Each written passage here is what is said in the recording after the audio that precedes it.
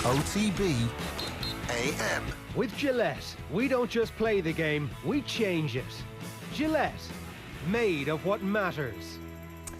7:30 on this Monday morning. You are very welcome along to a special edition of OTB AM. It is Eoin and Nathan with you right the way through until 10 o'clock this morning, and it is going to be Limerick all day long. We're going to be joined by John Kiely himself and hopefully a few of the Limerick players, as well on top of that. But as a result of yesterday and as a result of everything that's been happening this year, I say this is a very special OTB AM because of restrictions. Limerick players obviously won't be able to do the rounds to the children's hospitals this morning. We are going to be going live to Children's Health Ireland at Crumlin to speak to some of the kids and hopefully put them in touch with some of the players and hopefully keep that tradition going for another year, because it is one of the great traditions in Gaelic games. We're going to have plenty of analysis, naturally, as well. We're going to have Ciarán Carey with us.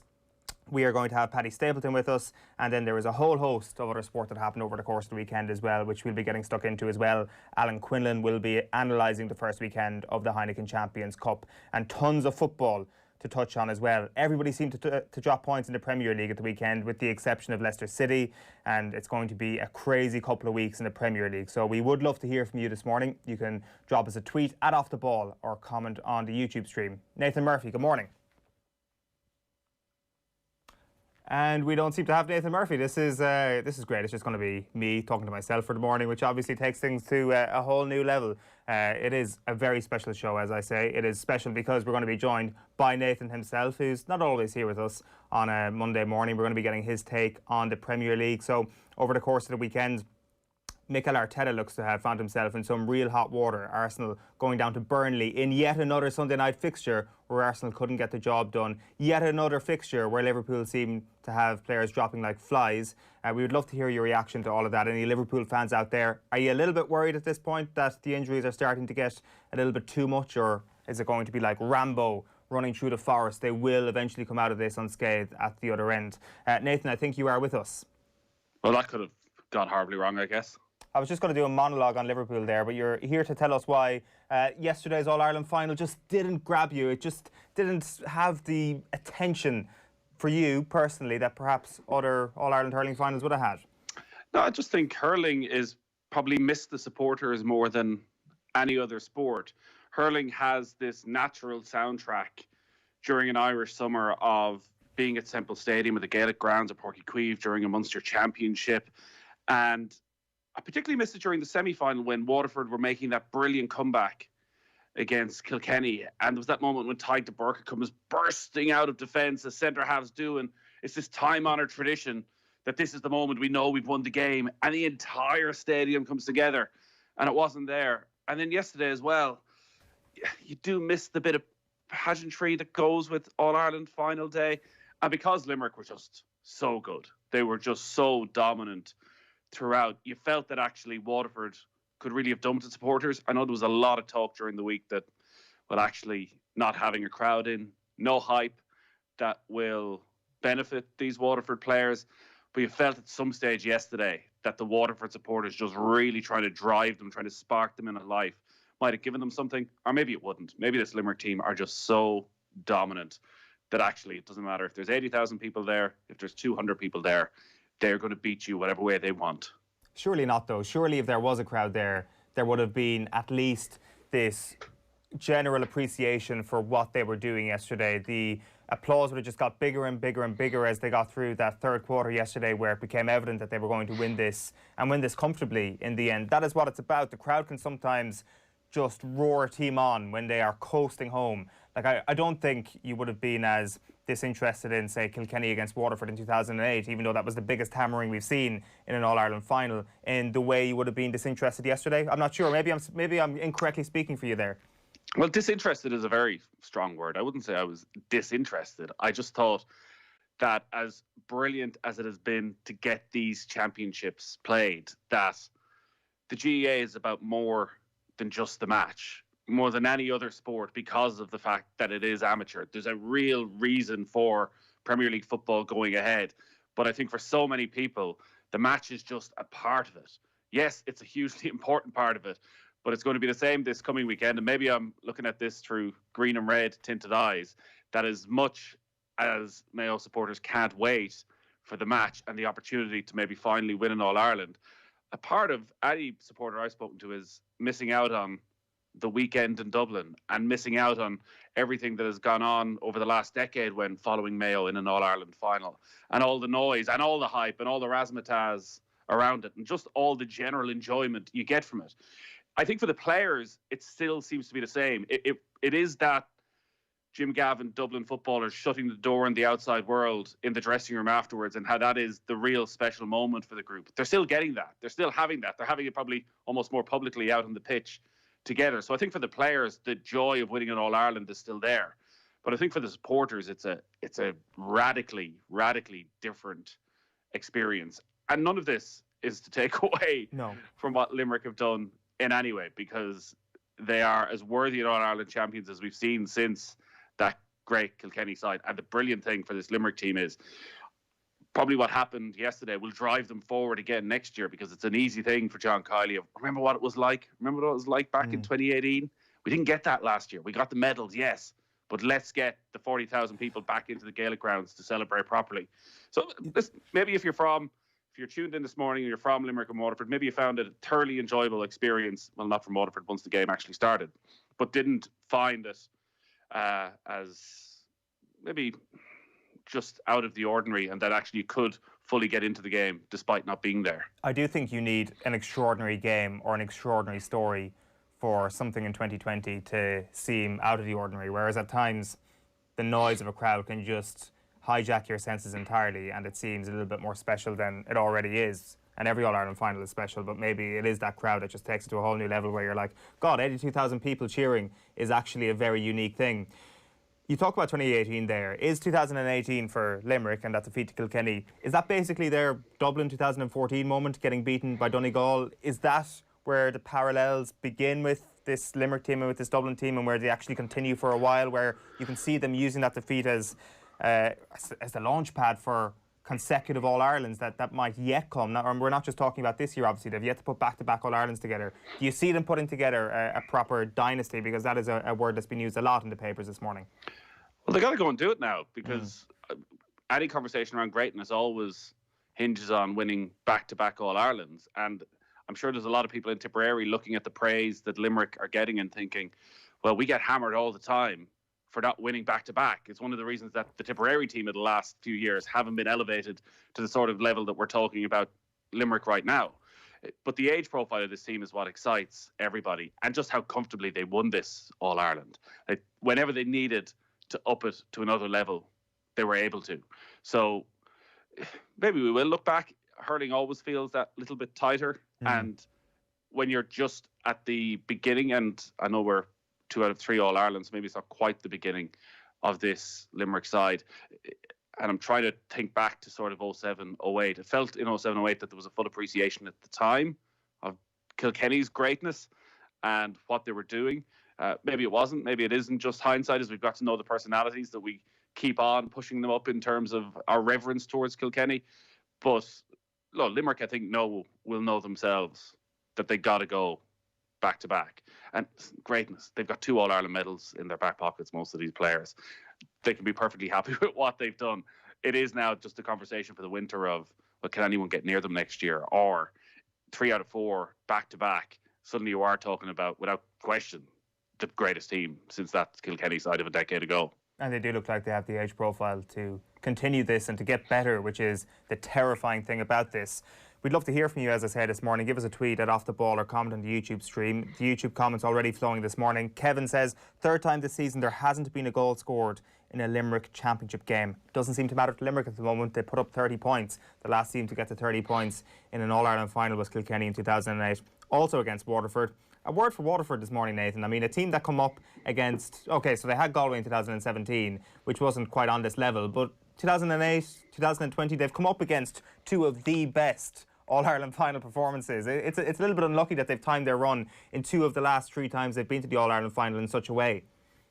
Come back to me, Waterford, when you've lost about another 7 All-Ireland finals, and I'll have a little bit of sympathy for you.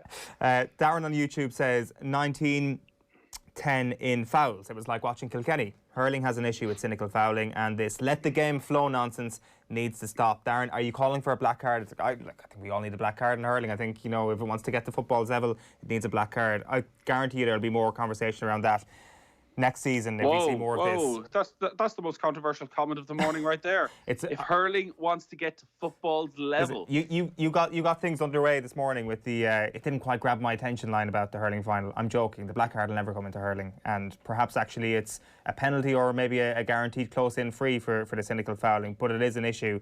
Wasn't actually, I thought, as big an issue yesterday as it might have been in other games throughout the season, but I see what you're saying. And James Harrison on YouTube, to finish up on our hurling comments for the time being, says go Antrim, and we will conclude our Joe McDonagh Cup coverage there, because we will not be talking about Kerry's defeat to Antrim at any point this morning. One quick one, Nathan, from the football at the weekend. Sunday nights, if you're an Arsenal fan, are the worst, loneliest place in the world. Every single time, 7 o'clock kickoff, 7:15 kickoff, you just know that Arsenal are going to get beaten. Last night, no different. Granit Xhaka gets sent off. Mohamed El Neni probably unlucky to not get sent off. Mikel Arteta, all of a sudden, is a man under pressure. Yeah, how could he not be? Losing at home to Burnley, first time since, 1974. It was one of those seismic defeats whereby there's about 50 different stats that underline just how poor Arsenal are right now, and the lack of goals is the most concerning, and the same old problems cropping up again. I felt there would be big improvement under Arteta, that he'd make them solid at the back and had this trust that because they had Pierre-Emerick Aubameyang, that you have a player who's guaranteed to get you 20 Premier League goals this season. Aubameyang is a shadow of last season. He hasn't been able to figure out how to get him more involved in games. Yeah, I know he scored the own goal last night, but it's at the other end where Arsenal are having a real struggle. And last night was bad. I still think coming to terms with the manner of the defeat in the North London derby, where Spurs just toyed with them for the entire game, got their goals through pure class, and then just sat back and laughed as Arsenal couldn't come up with anything. Anything. The lack of creativity in that side, it's unlike anything we've seen from Arsenal, certainly in recent memory, since the Arsene Wenger era. And this is, I think, without question, the worst Arsenal team since pre-Arsene Wenger. And Arteta has to take a huge amount of stick for that. He has stuck with Granit Xhaka. Now, there's always Granit Xhaka is very popular inside the dressing room, but that was coming. Think back again to last week. 20 seconds in, Granit Xhaka clatters Harry Kane just outside the area. Like, what an idiot. What are you doing? And then last night, his reaction.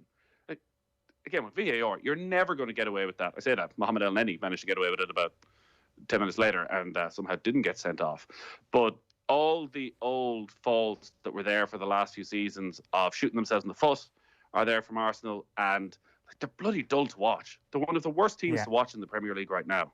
Yeah, it's been awful, and especially with that Sunday kickoff, it's just been guaranteed awful. You're blaming the Sunday kickoff. That's it. We've got our scapegoat. It is kickoff time, and that's where we're leaving that. That's definitely the reason why. It's a bigger reason than Ozil.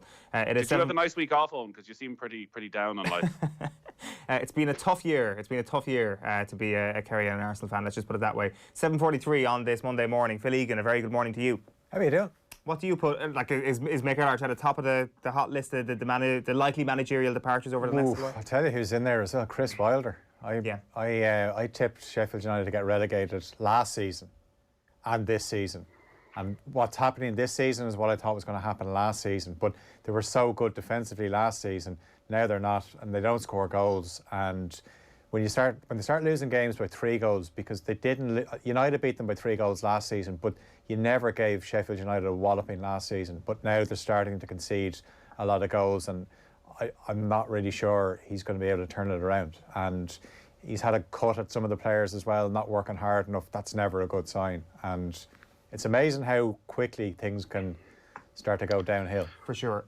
Phil, you're with us to keep us up to speed on what is happening in the world of sport. So what is going on? I presume Limerick is top scorer. Absolutely. I mean, you mentioned 2020 hasn't been a great year for you, Eoin, but 2020 has been an unbelievable year for the Limerick Hurlers.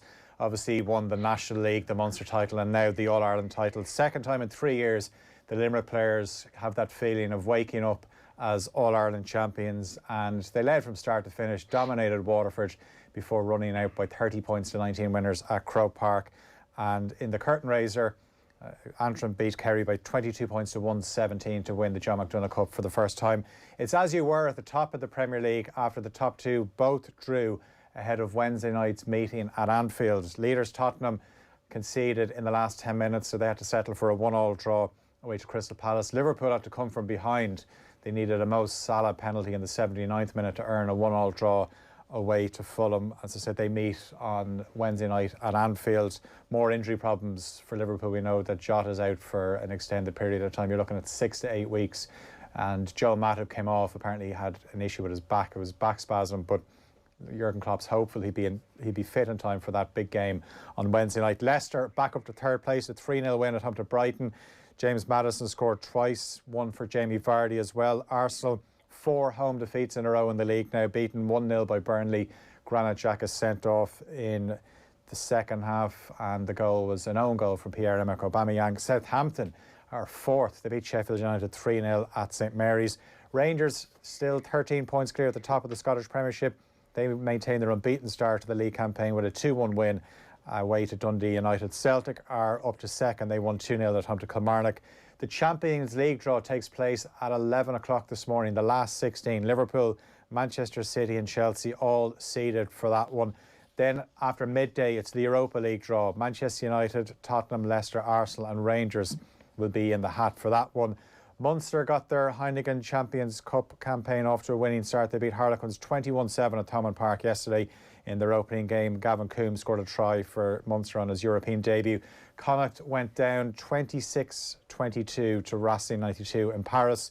And another draw this morning that's going to take place is the draw for the 2023 Rugby World Cup, due to take place in Paris at 11:30 this morning. Ireland will be in Band 2 alongside France, Australia and Japan. So busy morning in terms of draws between, say, about 11 o'clock and 12:30. There's going to be a lot of things happening. Well, you can keep up to speed and everything on otbsports.com. We will have the draws up there as they happen. Right, it is 7:47 on this Monday morning, and OTB AM is live in association with Gillette. Good morning. Start with Gillette, giving you the confidence to tackle the day ahead. And as Phil mentioned, it was a fairly busy weekend on the rugby scene. Week 1 of the Heineken Champions Cup is down. 2 wins, 2 defeats for the Irish provinces. On Friday evening, Ulster got beaten 22-29 at home to Toulouse.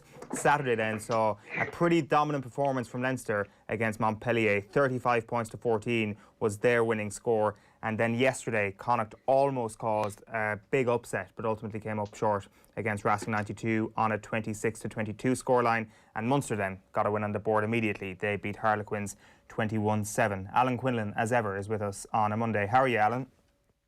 I'm good, Owen, now, and yourself? All good. So Johan van Graan, not a happy man after the game yesterday. Ben Healy targeted and injured. Van Graan said it was quite clearly a tactic from the opposition to hit him late, and certain things in the game are just unacceptable. He's now got injured because of that. What did you make of all of that?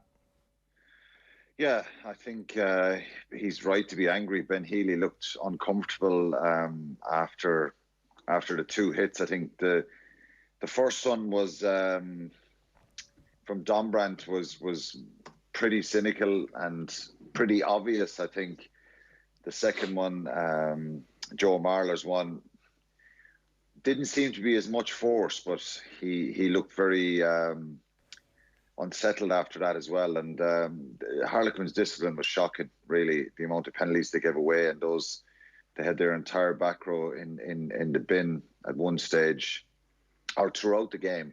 They all got sin bins.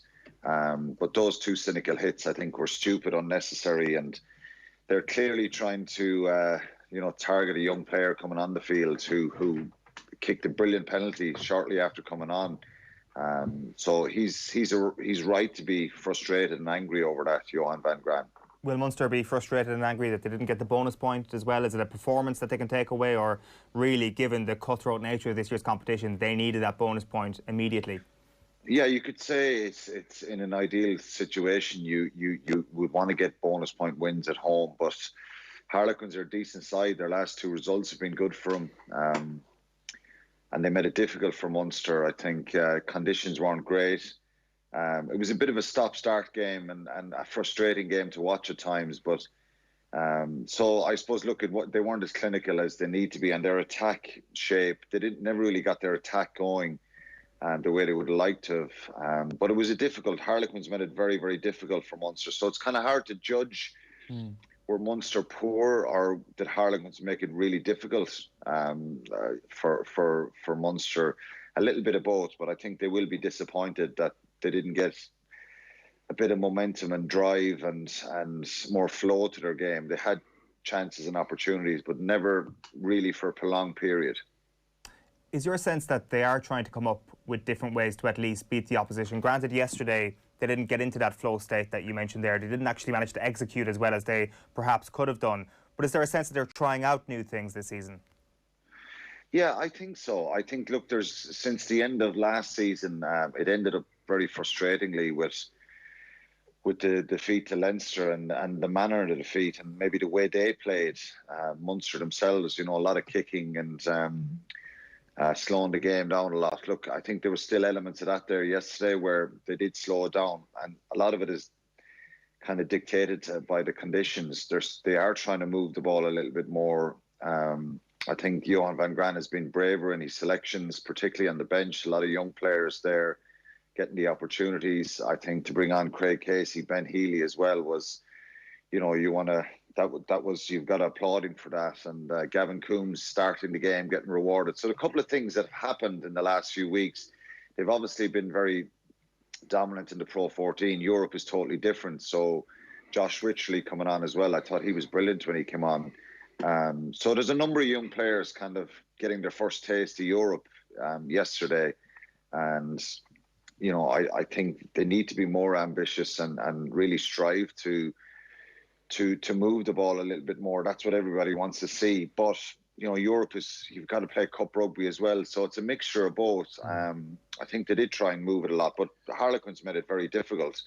There's not a huge amount of household international names that jump out at you when you look at the Harlequins team before the game yesterday. But, their back row were, bar the yellow cards that they got, all three of them were very, very competitive, and they made it difficult for Munster yesterday to get any sort of flow.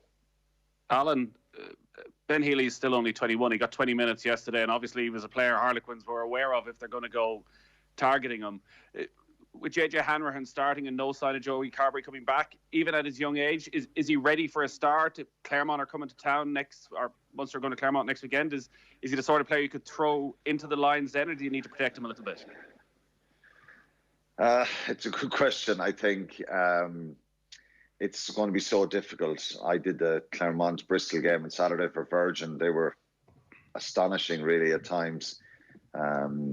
At Claremont, there's so much power and pace and quality right across the board. So it's a very difficult task for them. But I think Ben Healy is someone that, I think JJ Hanrahan made one or two mistakes yesterday. And when he gets on the front foot, he can be very good, JJ. But I think there's been question marks around the fly half position for a while. That's the reason why Carberry came down to Munster. He's been obviously injured. So I wouldn't have any hesitation in throwing Ben Healy in there and throwing caution to the wind a little bit, because, if Munster are conservative and try and stop, if their sole focus is to stop Claremont next week, it could be a long afternoon for him or a long evening for him on Saturday evening.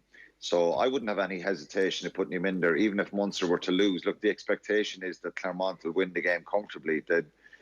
The form they're in and the performance they produced on Saturday, I think they'd beat most teams, if not every team in Europe, and particularly at home. But look, Munster, I think, have got to be ambitious in their selections and in the way they play. And you could argue that it's a sink or swim scenario, that he could sink there, but all Munster could struggle big time on Saturday. I'd throw him in there and I'd give him an opportunity and let him learn from it. And that is a game you're going to be able to hear live on OTB this Saturday, Claremont against Munster. Let's talk about Leinster at the weekend. A brilliant win against Montpellier on Saturday, Alan. I guess the narrative around this was, could they exercise some of the ghosts that kind of popped up against Saracens in last season's competition? Did they do that in your view, or was there just a case of this is Leinster, they're going to do this in the pool stage regardless of who they come up against?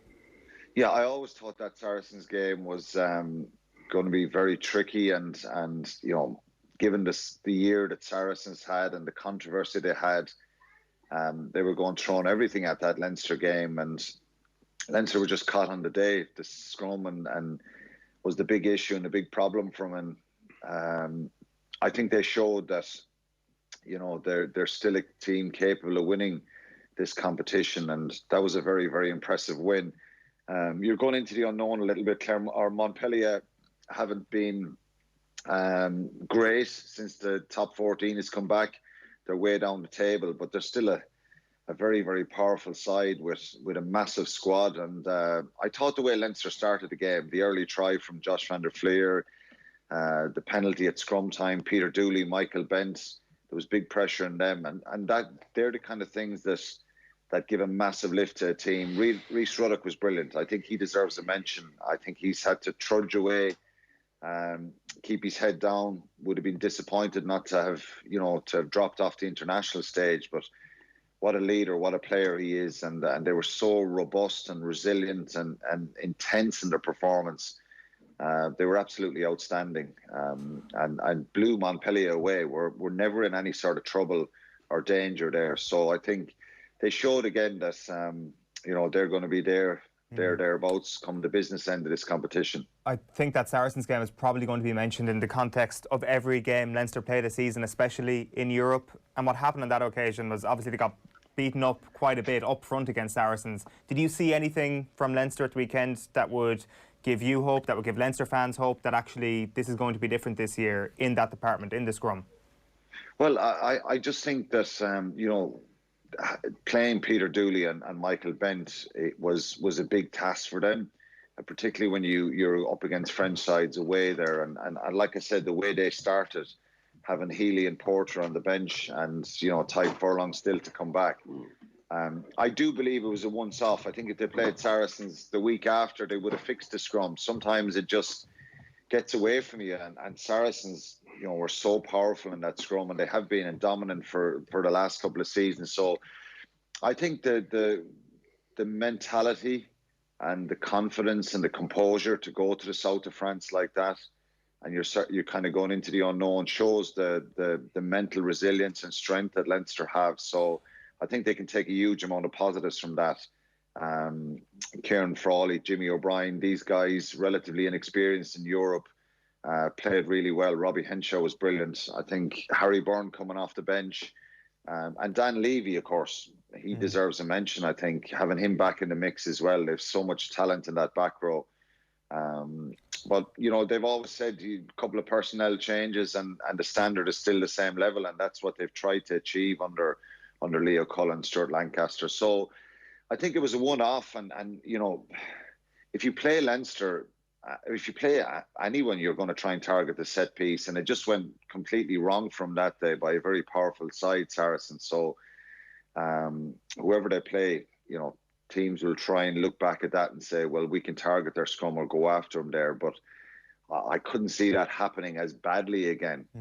Just on Connacht quickly before we let you go then, Alan, beaten yesterday 26-22 by Racing 92. The Racing defence came up big at the end, but Connacht had them on the rack, really. If for anybody who watched the game yesterday, it was pretty clear that they were in a bit of trouble yesterday, Racing. What impressed you most about that Connacht performance? Just the never say die attitude. 19-3 down after 24 minutes. They could have easily capitulated, and it could have been 40-50 points. I think they stuck at it. You know, Jared Butler going off was a blow to him. And just they grew in confidence. And Connacht are a side that if they get their tails up and you know, Andy Friend has done a brilliant job with them. I think consistency's probably been the key. Ultan Delan was brilliant for them. I thought they really stuck at it against a bigger, more physical side. So they can take so much out of that. Getting a losing bonus point away in France could be vital. You know, they have Bristol at home next week, then they're away to Bristol, and then, you know, who knows, maybe Connacht could get into the quarterfinals when Racing come in the fourth game at the end of January. So they could take so much out of that yesterday, but probably the learning point is, you know, you can't allow these French teams to you know, to be so dominant. But the quality that Racing have is just at a different level at times. So I think they can take so much out of that game, and particularly the way the last 20 minutes, they were brilliant. Alan, great stuff. We'll chat to you again on Friday morning. Thanks a million. Cheers. Thanks, lads. Alan Quinlan there with us every Monday and Friday right here on OTB AM. It is 8 a.m. on the button. OTB AM is live in association with Gillette. Good morning. Start with Gillette, giving you the confidence to tackle the day ahead. Let's have a look at what's coming up over the next hour and a half or so. It's going to be all Limerick for the next little while. We're going to be joined by Paddy Stapleton and Ciarán Carey to look back on a magnificent win for Limerick yesterday. 2 All-Irelands in 3 years is their tally at this point. Tommy Welch then, of course, was watching the game at the weekend. He was in conversation with us yesterday, so we'll play out some of that at 8:30. The pressure rankings. This is a good one this morning. The pressure rankings, which I usually do, are crap, but Nathan is doing them this morning, so they're going to be good, and they're going to be extra good because Mayo are playing in an All-Ireland football final this weekend. I'm not sure if you heard that, but Nathan is going to come along and put all the pressure on the Dubs this morning. That's coming your way at around 20 to 9. Some Premier League chat then at around 10 to 9, and then we'll be hearing from Mags Darcy at 9 o'clock on the weekends. Hurling on the weekends. Camogie, and speaking of which, Brian Dowling, the Kilkenny manager in the Camogie, is going to join us at around 9:05 for a chat around that. Brilliant win. Multiple All-Ireland defeats in a row. 3 on the bounce they lost, but they managed to come back and actually get over the line on Saturday, so we'll be catching up with him. And then live in Limerick from 9:15, we'll be speaking to John Kiely, we'll be speaking to a host of the players, and we'll be putting them in touch with Crumlin as well. This morning, they obviously aren't able to go to the children's hospitals over the course of this week because of COVID restrictions, but hopefully we'll be able to bring them together for one of the great Gaelic Games traditions this morning. So a packed couple of hours. We would love to hear from you as well. You can tweet us at Off The Ball or comment on any of the streams that you're watching on. We'll take a quick break. OTB AM. This is OTB Sports Radio, Ireland's first and only sports radio station. Off the ball. Jamie caught Frank with quite a bad challenge, and the physio was patching him up, and Les Seeley, his turned to Frank. He went, "Frank, get back on and do him good and proper." He said he took a liberty there. He said, "Make sure you leave it on him good and proper." And I'm stood there, I'm thinking, oh, hang on, he's talking about him doing this ain't right, you know. Off the ball. Weeknights from 7 and weekends from 1. This is OTB Sports Radio, live 24/7 on the OTB Sports app. I mean, I would always have been of the belief that, you know, especially with the football, when you were training during the week and that, you had good people in the club looking after you and that, but the least your parents could do was turn up and, you know, watch your matches and cheer you on and support the team and that kind of thing. So it just kind of grew from there. It was a very natural thing. It would never have dawned on us. In fact, if we did miss a match, it was actually quite upsetting. And when it got to the stage where the 3 of you were playing as young fellas with 3 different teams, your father and myself would be herring around the city trying to get a half an hour of each of your matches in so that we attended a game, each of your games. So it was very important to us to see and to watch you and make you behave and things like that. It was difficult to keep you on the sideline, man, because you were running on with the umbrella when anything was a row. Well, I didn't really like anybody's on my own. There was 2 instances where, I think one against Finbars when I was getting a couple of clatters off a couple of lads in a Plunkett's Finbars game when you came on with the umbrella, and I was actually afraid that you might get a hit yourself, so I had to get Dad to drag you off the pitch. And I think I was talking to Declan Lally last night, and he was saying that he remembers when Alan was, I think your pal Anto Holly in Whitehall, Alan used to give you a few thumps every now and again, and Mum came on at one stage to take him on, so yeah, you weren't shy either. Oh yeah, well, I mean, it was, you'd never have done anything, but it's just, you know, it's the excitement of the games and that kind of thing. And when you know, nobody likes to see their child being hit by anybody else, not that you do anything about it, but, you know, it was all part of the game, and we had great fun. I have to say, it was great fun. Follow the leader, the Mitsubishi Outlander PHEV, the world's best-selling plug-in hybrid, is now available with 0% finance and a free home charge point worth €800. Leading the charge in plug-in hybrid technology, the Mitsubishi Outlander PHEV. Book a test drive at your local dealer today. Mitsubishi, drive your ambition. Terms and conditions apply. See mitsubishimotors.ie. Lending criteria applies. This is a hire purchase agreement provided by Bank of Ireland Finance. OTB AM. With Gillette, we don't just play the game, we change it. Gillette, made of what matters. It is 4 minutes past 8. You're very welcome back. You'll have heard a clip there from episode 5 of the Bernard Brogan podcast. Maria Brogan, Bernard Senior, Paul and Alan all joined Bernard this week. It's all with thanks to SuperValu, proud sponsors of the 2020 All-Ireland Football Championship. Episode 5 is going to be released at midday on Wednesday. Go subscribe to the OTB GA podcast stream and you'll get it there. We're going to have hurling analysis in just a moment. Before that, it's time for the sports pages. OTBSports.com. John Kiely reminds you of Ferguson. This is Tommy Welsh making the comparison between John Kiely and Alex Ferguson yesterday. All reaction from yesterday really dominating proceedings on OTBSports.com. You can download the OTB Sports app right now as well to get all of that. Let's have a look at the newspapers. The Irish Independent, the front of their sports section. Dynasty beckons for Green Giants is the headline. A photograph there of Gearóid Hegarty and Sean Finn celebrating after Limerick's victory. The Irish Examiner then goes with a similar photograph. Their headline though, the future is green. Awesome Limerick bags second All-Ireland in 3 years and suggests they are far from done. The Herald this morning, Green Giants is the headline. Hegarty and Morrissey combine to demolish Daisha All-Ireland dream. Meanwhile, Klopp says we took too long to get going. The Irish Sun, this is just the beginning for jolly Green Giants. Limerick 30, Waterford 19, with a fairly happy-looking Ciarán Lynch there. We'll be chatting to his uncle in just a moment. The Mirror then, noise in green. Kiely, we'll have one hell of a party in Limerick when it's safe. The Irish Daily Star then this morning, their headline is Quality Treat, Awesome Limerick's Christmas to Remember. The Irish Daily Mail is next up.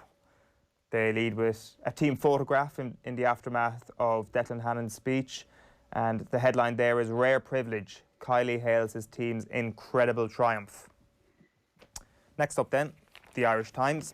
Keith Duggan's match report leads the way, and the headline on that is Relentless Limerick provide final flourish to a special season. And Malachy Clerkin writing that Limerick's Twin Towers cast shadow that Waterford can't escape. Meanwhile, Van Gran angered by Harlequin's late hits on Ben Healy. A couple of the other back pages then this morning. The darts is getting underway this week. Ice Age is the back of the Racing Post. Gerwyn Price ready to rule the world. It gets underway from 6 o'clock tomorrow, the World Championship. And that is the back of the Racing Post. The front of the Racing Post is Fibre Sand out as Southall reveals surface switch. The London Times then focus on the boxing over the course of the weekend and look ahead to what's next. Joshua versus Fury deal in days. British heavyweights would split £200 in £200 million, I should say, in unification fight next year. And Rugby failed to support key research. This is the Rugby Football Union and the RPA have been accused of failing to support some of the leading independent research examining the possible links between sport and neurodegenerative diseases. The Guardian then goes with a photograph there of Granit Xhaka grabbing the neck of Ashley Westwood and essentially costing Arsenal going down to 10 men, Arsenal getting beaten eventually. The main story, though, is Liverpool rescuing a point at Fulham after a latest injury blow. And that is where we finish up as well on the front of the Daily Telegraph sports section. Granit Xhaka there, about to get sent off. And the headline, Arsenal plunged into crisis after Xhaka red card shame. Arteta furious at dismissal, they report, in tame home defeat by Burnley. Bad times indeed for them, but we will turn back to the hurling because Limerick are All-Ireland hurling champions for the second time in 3 years. The full-time score was Limerick 30 points, Waterford 19 points. And I'm delighted to say we are now joined by Ciarán Carey and Paddy Stapleton. Good morning to you, lads. Thanks a million for taking the call. Good morning. Good morning, thanks a million. Ciarán, how good does it feel to be from Limerick this morning?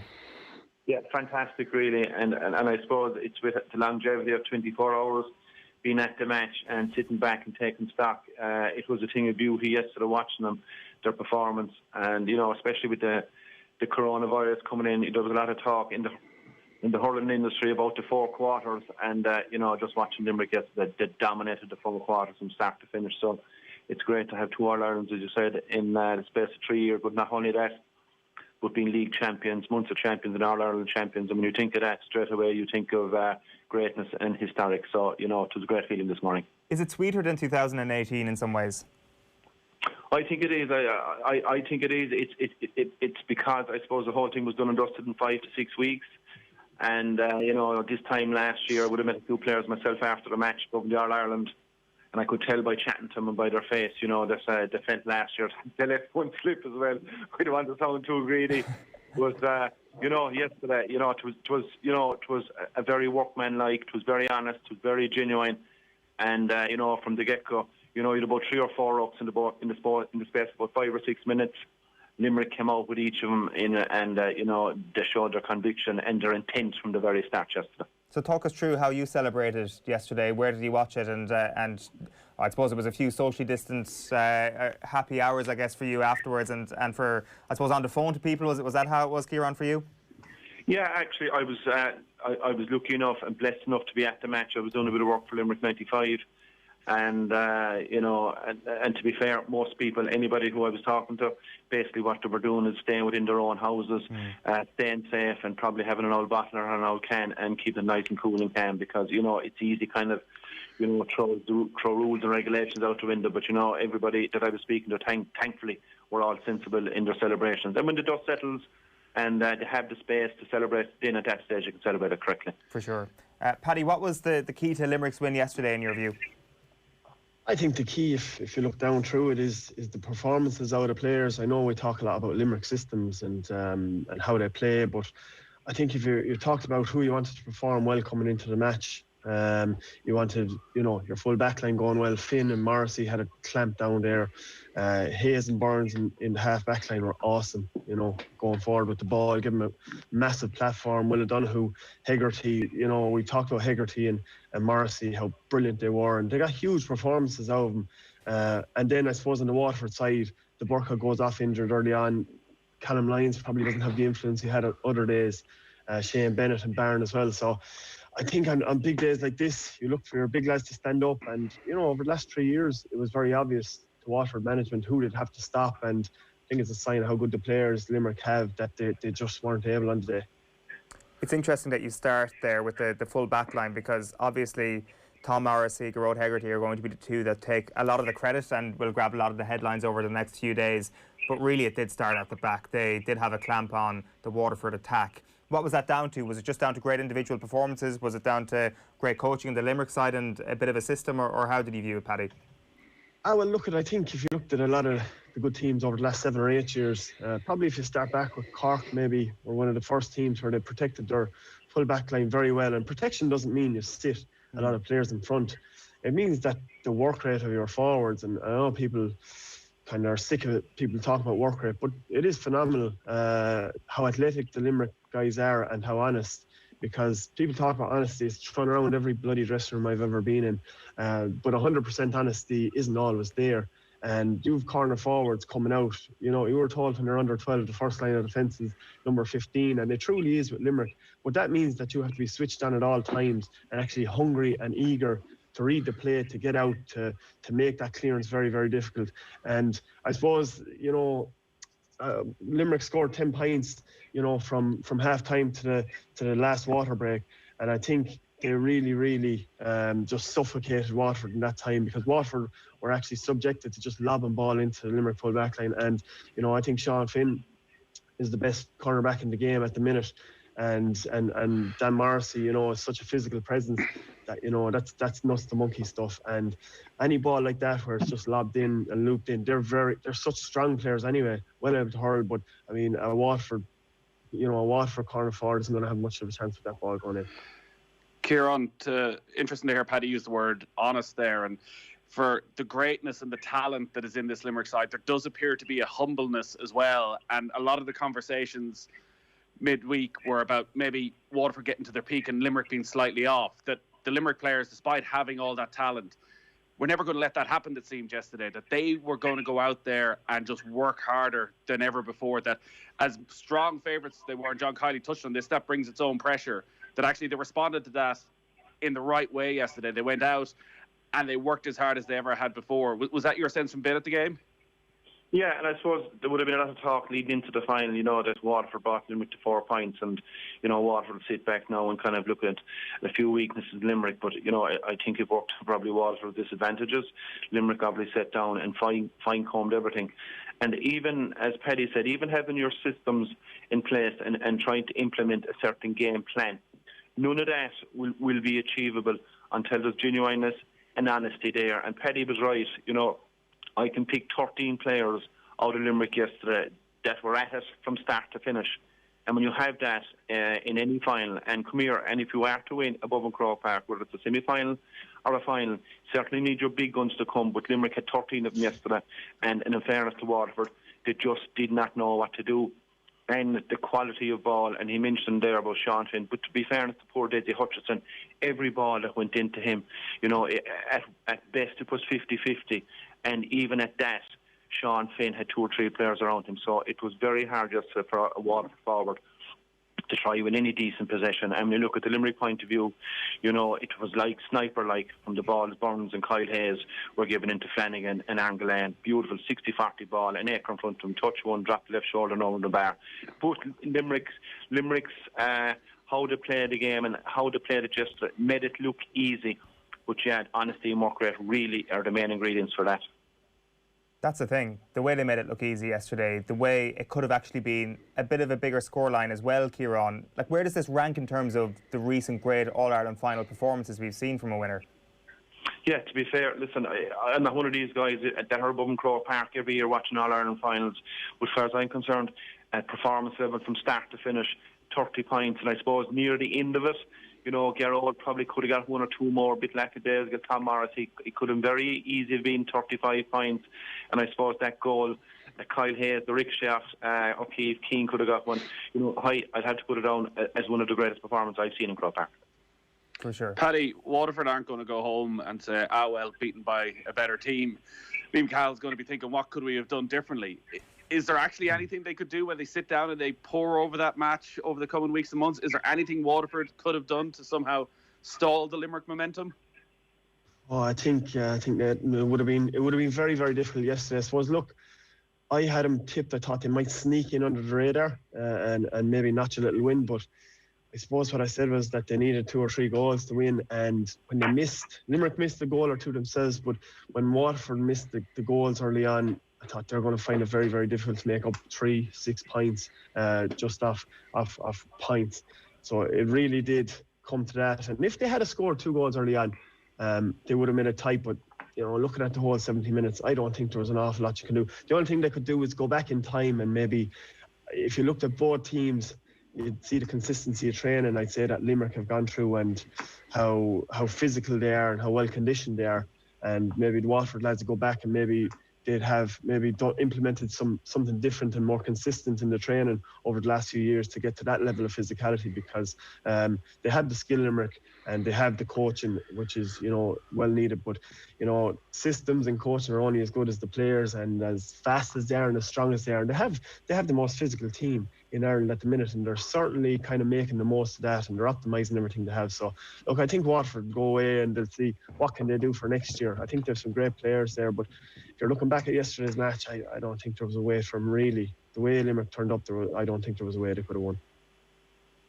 That physicality is going to be an interesting talking point over the next little while, you suspect, Paddy, as well, when the conversation starts about how does Limerick team get caught. It's a conversation that we've been having for quite some time now, and I guess the talk goes back to Kilkenny last year, as we've already mentioned, and perhaps how a team like Galway might be able to match them, that it has gone beyond the point of actually being unbelievably skillful. You need to have this Limerick level of skill, but also being able to bring that versatility and that physicality to a whole new level as well. That they have really pushed the boat out, it seems, in terms of the game in general over the last 2 or 3 years.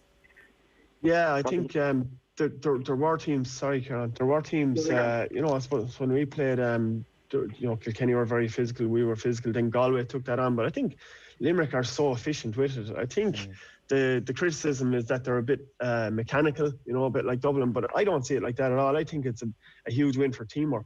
And, you know, we think back to the great Waterford teams and shots over the shoulder and, you know, pumping to the crowd, and they were brilliant teams as well.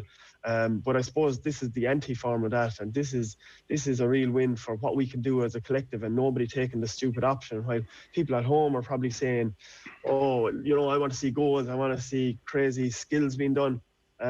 For me, I think that's a beauty all in itself, in that they're working together through the lines, and what the full forward line does impacts on Nicky Quaid on the other side, and I think it's great to see.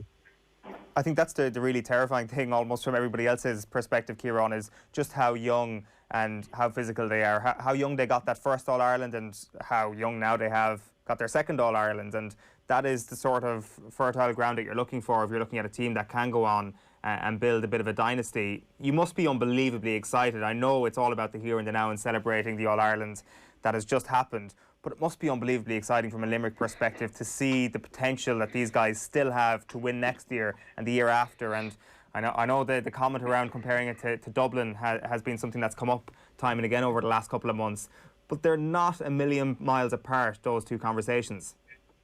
No, they're not. And come here, I would have turned that one out fairly early myself in 2018 because you could see what's manifest. You know, this squad, you know, they're together for the last 6 years. Joe O'Connor come in. He'd about 5 years strengthening and condition done with him. Mikey Kiely's after taking over. You've the Paul Kinnerk factor. He's about 4 to 5 years with him. And when you compare that to poor Liam Cahill, he's only on year one. And Limerick are perfecting how they play during that generation for the last 5 years. And, you know, it's only better and better they're getting, and they're tweaking it. And, you know, the mantra with Limerick is it's possession-like, and they don't give it away cheaply. And everybody know their role. Like, you know, number 2 isn't, you know, marking 15. He's marking the space, he's marking the grass. And they seem to have it perfected. And unless you can match him with the physicality, the power, the pace, you know, you're going to struggle. Paddy, can you talk a little bit about the coaching then of Paul Kinnerk and of John Kiely as well? Because like you look at the strength and conditioning, and maybe that's a key reason, the strength and conditioning, that actually yesterday when Limerick, every time they had the ball, it felt as though they timed, they'd space, they could lift their head. And then from there it looks very simple because they have that time and space to pick out a straightforward pass. And it almost feels as though, you know, Waterford aren't anywhere near that level because it's such a straightforward game plan from the outside. But to get to that level of simplicity, how difficult is it from a coaching point of view? Yeah, I think they say sport and hurling is a simple game, but it's all, you know, it's only simple when you have, as I said, you have the players, most importantly, and then the coach can do their work and the fitness instructors or whoever, S&C can do their work as well. But it looks simple because, you know, a Waterford guy tries to break a tackle, and it's nearly as simple as this now. Waterford guy tries to break a tackle.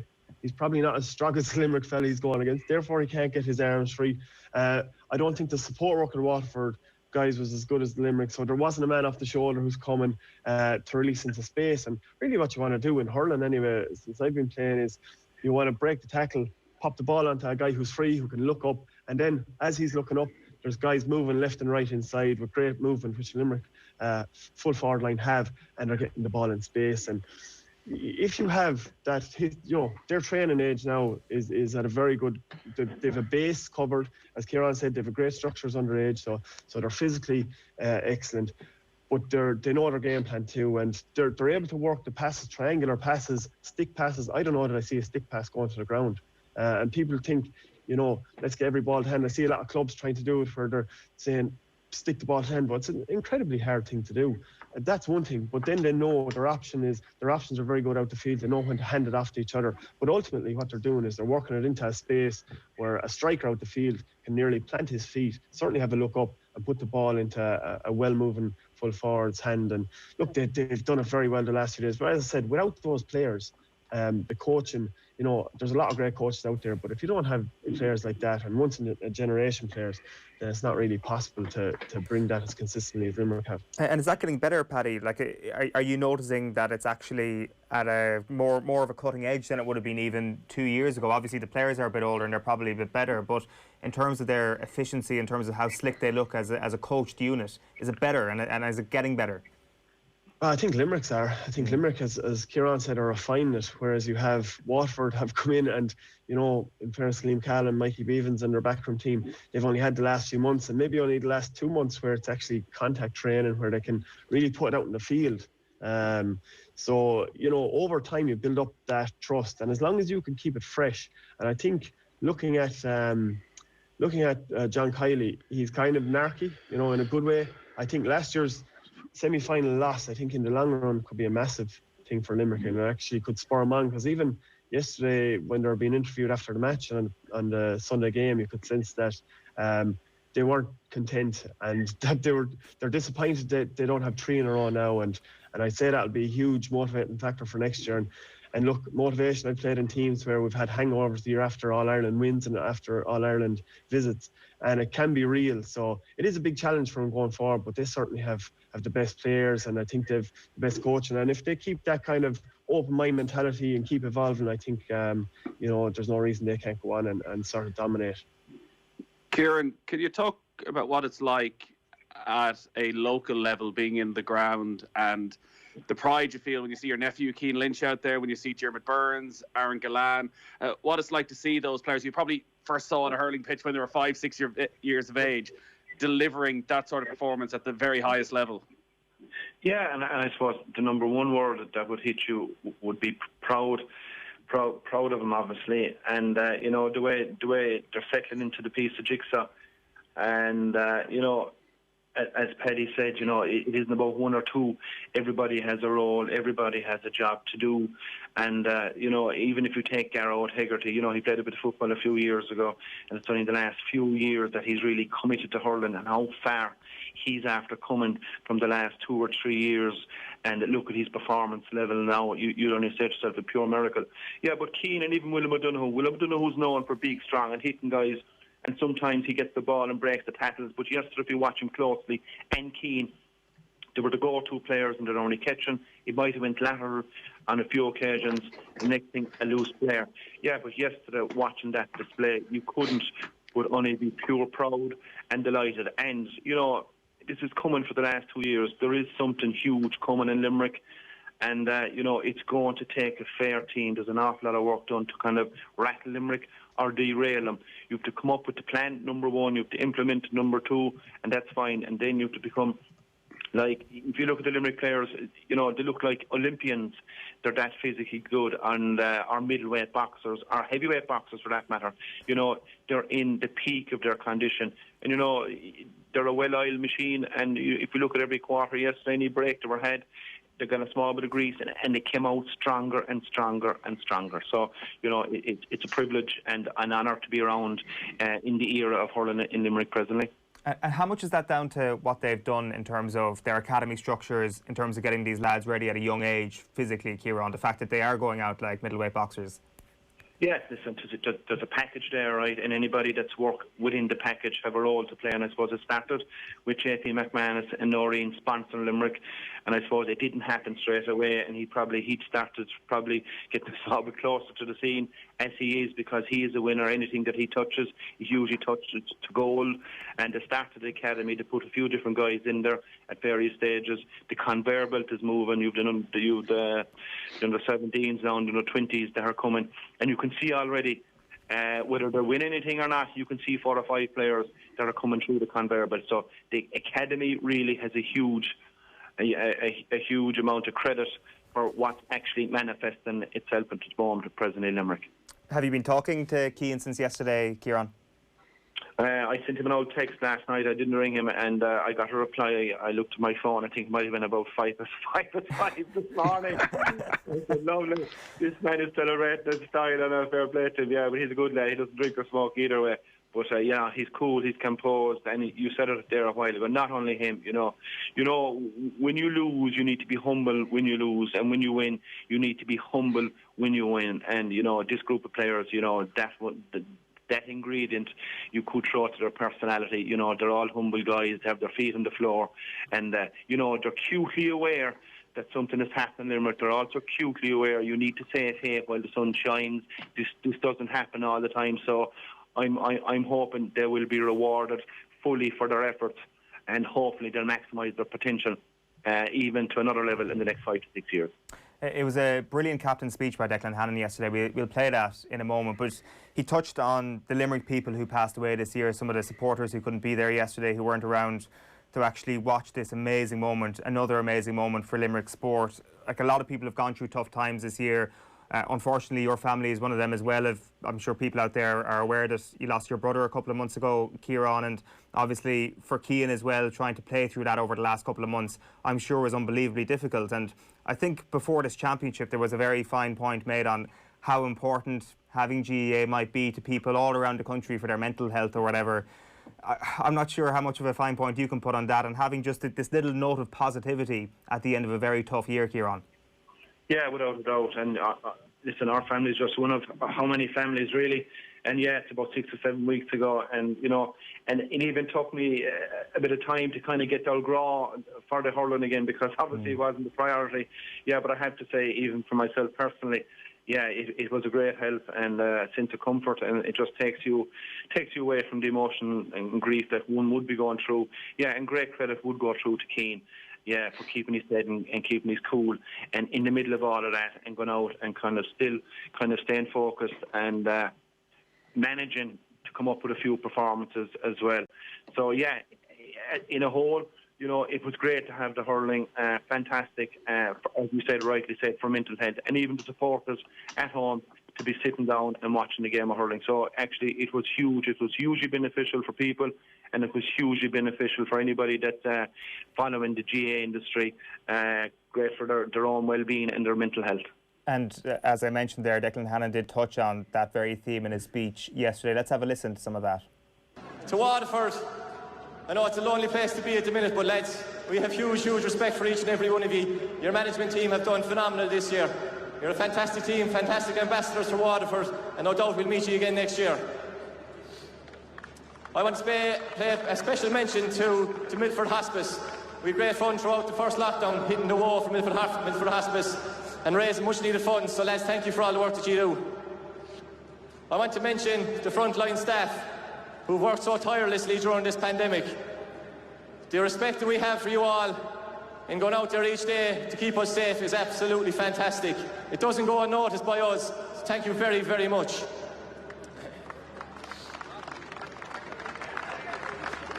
...2020 has been an incredibly tough year. Businesses have been closed, people have lost their jobs. I know a lot of loved ones have passed away this year who really, really love to be here. To those families, we think of you every single day. You inspire us. We wish you were here, but no doubt they're all looking down from heaven on top of us today, smiling their way down. Lastly, to our supporters, I can picture you here in Hill 16 smiling with giddiness, getting ready to celebrate. We wish you were here. We can't wait to meet you all when it's safe to do so. But I would urge you, as John said, to respect the guidelines. The frontline staff have done phenomenal work in keeping us safe. I hope you enjoy this evening at home with your loved ones. Limerick. Yeah, Declan Hannon there in his victorious captain speech yesterday. Paddy, as you mentioned there, it's kind of remarkable that this thing managed to get underway, that this thing managed to get all the way to the final stage and go off without a hitch. It has been this brilliant thing, this brilliant cultural cornerstone of a very tough year for everybody all around the country. Yeah, it has, and I think what really shows that to me anyway, and I think we're lucky that we're into sport, because you know a lot of people in the country aren't, and they think, God, why are these people so carried away with it? But the first lockdown was in the summer, lovely weather, we were off work, we thought, you know, it mightn't be so bad, but I found it horrendous. Whereas this lockdown, I suppose work was one thing, but every weekend you had your Saturday and your Sunday, and it absolutely filled with sport, and thankfully for us, hurling. And to me, like somebody, and people always say, oh sure, look, sport isn't life and there's a lot more things important. Well, there is, but the medium in which we live life is through sport a lot of the time. That's what we talk about. That's why we meet up, actually, you know, if we're involved in teams or whatever it is we do with sport.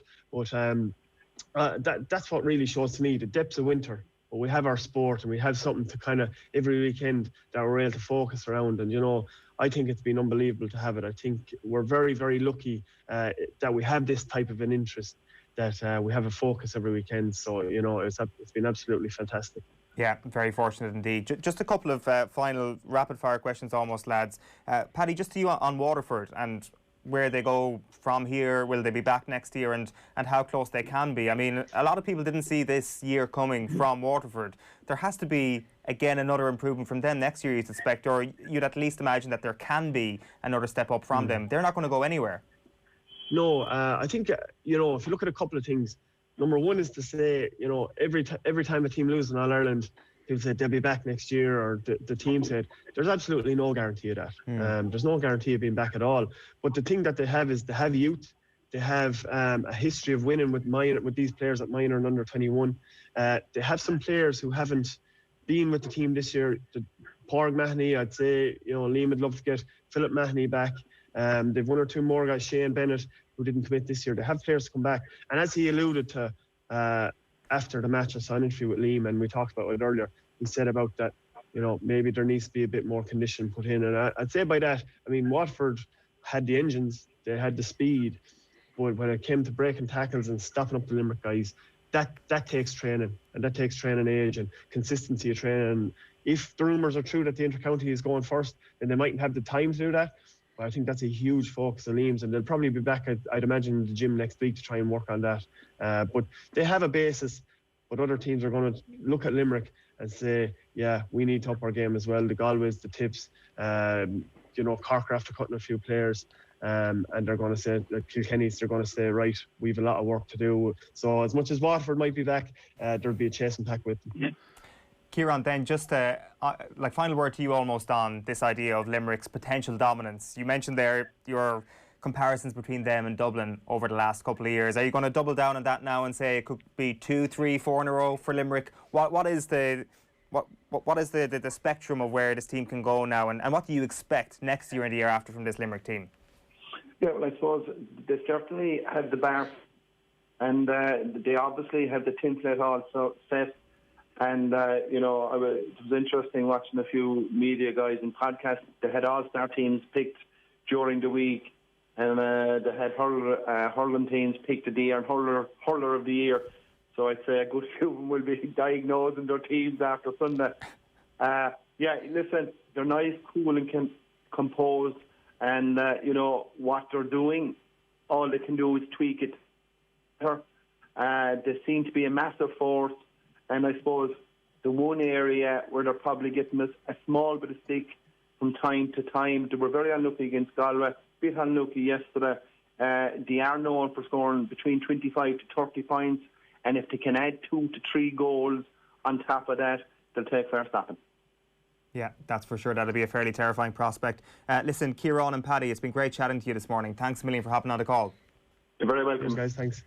I should mention as well this morning about the Paul Carey Memorial Fund. So, as you mentioned, Paul Carey died unexpectedly and tragically after a car accident in Dubai at the start of November. And a GoFundMe Memorial Fund has been set up to try and assist his young family as they relocate from Dubai back to Limerick. If you'd like to donate, check out gofundme.com/F/Paul Carey Memorial Fund. So I'll give that to you again. It's gofundme.com/F/Paul Carey Memorial Fund. Right, we do have a very special piece coming up after 9 o'clock with the Limerick Hurlers and some very important guests from Children's Health Ireland at Crumlin. Before all that, though, let's hear from Tommy Welsh, who was on duty for Off the Ball at Croke Park yesterday afternoon. And here he is with John Duggan. All-Ireland final, a great win for Limerick here today. Yeah, Valerie, 11-point victory for Limerick. Sheer domination in that second half. I think they were saying that Watford have won nearly every third quarter in the championship so far this year. Today they didn't. Limerick just came out, I think, in the first half.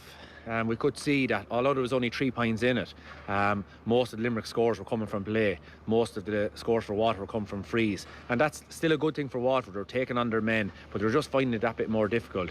It was a case of sticking in there. They're kind of mirroring their manager, Liam Cahill, heart, spirit, and no little tenacity. And that's what was keeping Waterford in that game. But for Waterford, for Limerick, it was all style. I thought Kyle Hayes gave one of the great All-Ireland final performances, especially in that first half. Second half, then Tom Morrissey and Garrod Hegarty. Joe Malay calls them the Bash Brothers. I like it. I love it because that's what they are, and they're assisting each other. They're scoring.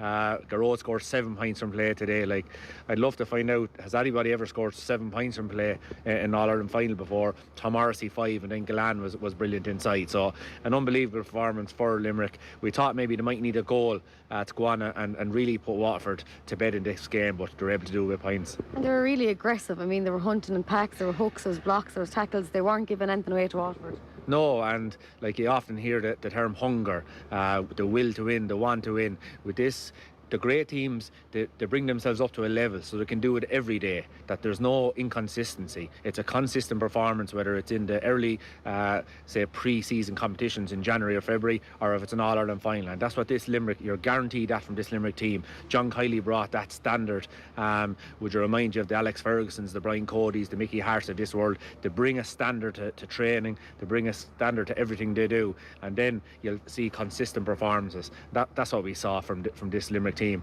Like, I was looking at the sizes of them. Like, you have Kyle Hayes, I think 6'5", Dermot Burns 6'5", Garrod Hegarty 6'5", then you have 3 or 4 more of them 6'2". So physically they're a very imposing team, and probably Waterford probably struggled a little bit in trying to get out of the tackles today, but through no fault of their own. It was just their minds are as strong as their bodies. And listen, the Limerick people, they're a proud sporting nation, and we have to remember they don't do this every year. Like, I think it was 1940, there were 33 years later, 1973 to win. Then from 73 to 2018, another was 45 years. So they have went long spells without winning All-Ireland. This is their, I think, 9th today, 2 in 3 years. But they're really a team, a management, even the supporters, they seem to be like, let's not get carried away with ourselves. Let's not look at the past. Let's win as much as we can for as long as we can. They're not looking at the next match. They're not looking at the last match. It's the current match that they're playing, and it has served them well so far in their development. Like, they're aiming for greatness, and they're well on the road. You mentioned management there, and that's exactly what John Kiely and Paul Kinnerk and all those are doing. Like, look what they've done for Limerick Hurling. Yeah, absolutely. Like, and if you go back 10 years, like, you talk about coaches bringing in clipboards to matches and clipboards to training. You tell them to go off over to England, to the Premier League, and look after a team in that sport. But now we can see that there's real substance behind some of these guys. And Paul Kinnerk, I was watching their pre-game warm-up. They spent 5 or 10 minutes just trying to catch balls off each other. One guy hits it up between 2 lads and trying to catch a ball. No signs, or no, it's very simple really. But you can see the guy that has put in, we know he's doing PhDs and masters in that field, and he's still reverting back to simple things like that. They played a 7 or 8 minute match in their warm-up, 7 aside across the field. So yeah, you have to hand it to them. They think a lot about the game, but although they spend, I'd say, vast amounts of time thinking about the game, when they bring it to the players, it's very simple. And I think that's why the guys can go on then and really let loose on the big days. Caroline Currett, she's had a great part to play. We've seen the amount of All-Ireland titles she's racking up now. I think she's 5 now at this stage. So fair play to her, and she gets a lot of credit from the players. And when you hear the players talking about someone, well, then you know that they deserve respect. Of course, and maybe Caroline has something got to do with this symbol in the back of Limerick jersey. I asked John Kiely afterwards, now John, can you tell us what the symbol is? And he said, no, Valerie, it's for ourselves. So they are going to keep it to themselves, and maybe that was part of it, something to kind of get them geared. Like, what is that? Is it down to psychology? What would you think it is? It is psychology and belief, and I suppose she's lucky enough that she was involved in Tyrone in 08, Tipperary I think in 010, Dublin 011. When you get that one title behind your name, especially coming in as a performance coach or kind of a psychologist, a lot of it is to do with, can you get the players to believe in you? Can you get the management to believe in you? And if you can, you're halfway there, because they see someone coming in who has been there with the experience of winning. So straight away you're starting to believe, well listen, she helped them players win it, she's going to help us win it. And she wasn't involved last year, so this is, and comes back, wins an All-Ireland again. So their belief, I'd say, in Caroline is growing and growing. And it's the same with managers. Like, you could have managers with the same ideas, the same thoughts on hurling, but if they don't get the players to believe in them, well then you're half beaten before you go out. And that's what John Kiely, Caroline Curd, all these guys, Paul Kinnerk, he was with Clare when they won in 13. So all that adds into the belief of a team, and it makes you do things, I suppose, when things aren't going well, you can turn up on the big days. What happened, Waterford? Were Limerick just too good for them? Yeah, I think today we all felt beforehand that they would need goals to win it. In the first half, they had a few half chances. Jack Fagan had one that whizzed past to the left-hand side, just at the Hill 16 goal. Another one, Shane Bennett had a kind of a half chance, probably took it from too far out. Nicky Quaid is, probably the top goalkeeper in the country this year, so you'd want to be probably that bit closer to scoring him. A couple of them in the second half then, they kind of went head height on Nicky. So I think for Waterford, they just wouldn't need to take those goal chances. They kind of came in under the radar this year. They hadn't won a game in the Munster Championship in 2 years. This year they're in an All-Ireland final. They deserve huge credit. Did they lie down with 10 minutes to go, 20 minutes? No, they didn't. They gave it everything, spirit, heart.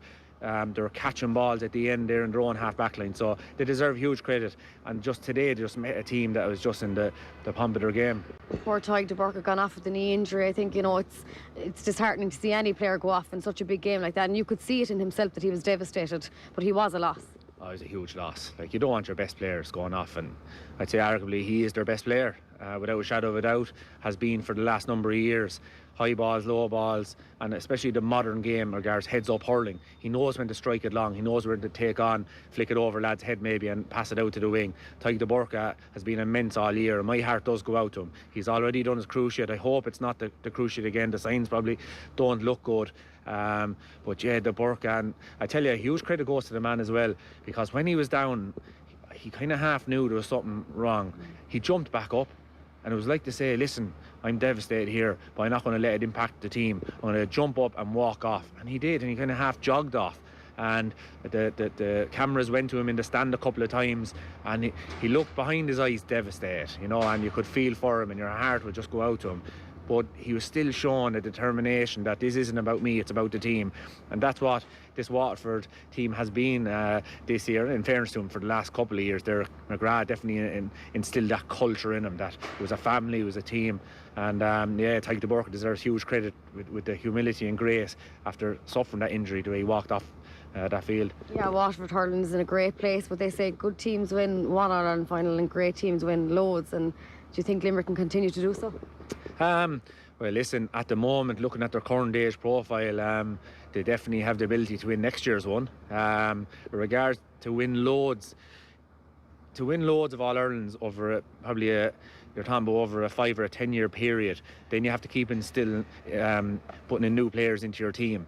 And like looking at the 15 to 20 players that Limerick are using for the last 3 years, much the same.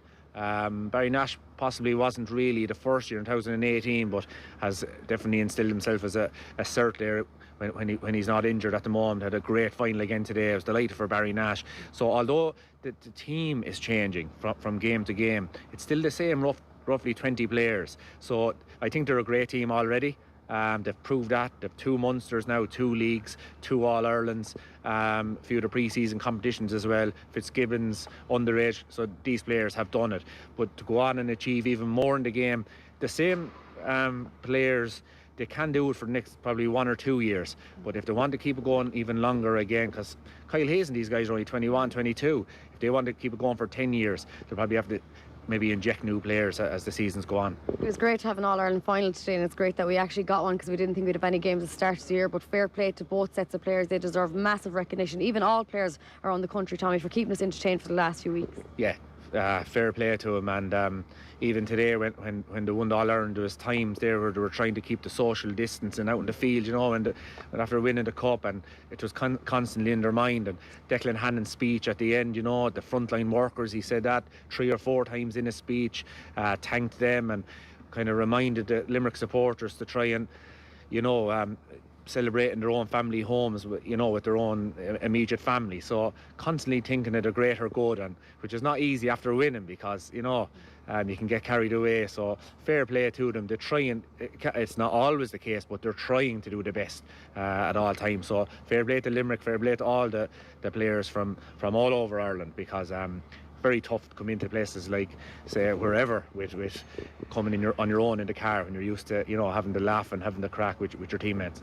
Speaking of celebration with your family and friends, you're going to be celebrating with your own family member, Grace Walsh, an All-Ireland final medal to her name. Yeah, it's one of the proudest days we had watching a match, and the biggest kick out of a game as a supporter I've got in as long as I can remember. It was immense. The girls went through so much heartbreak for the last couple of years, and it wasn't that they got the look. They did get the look yesterday, but it was down to everything. The will to win. Claire Phelan, I thought, was immense.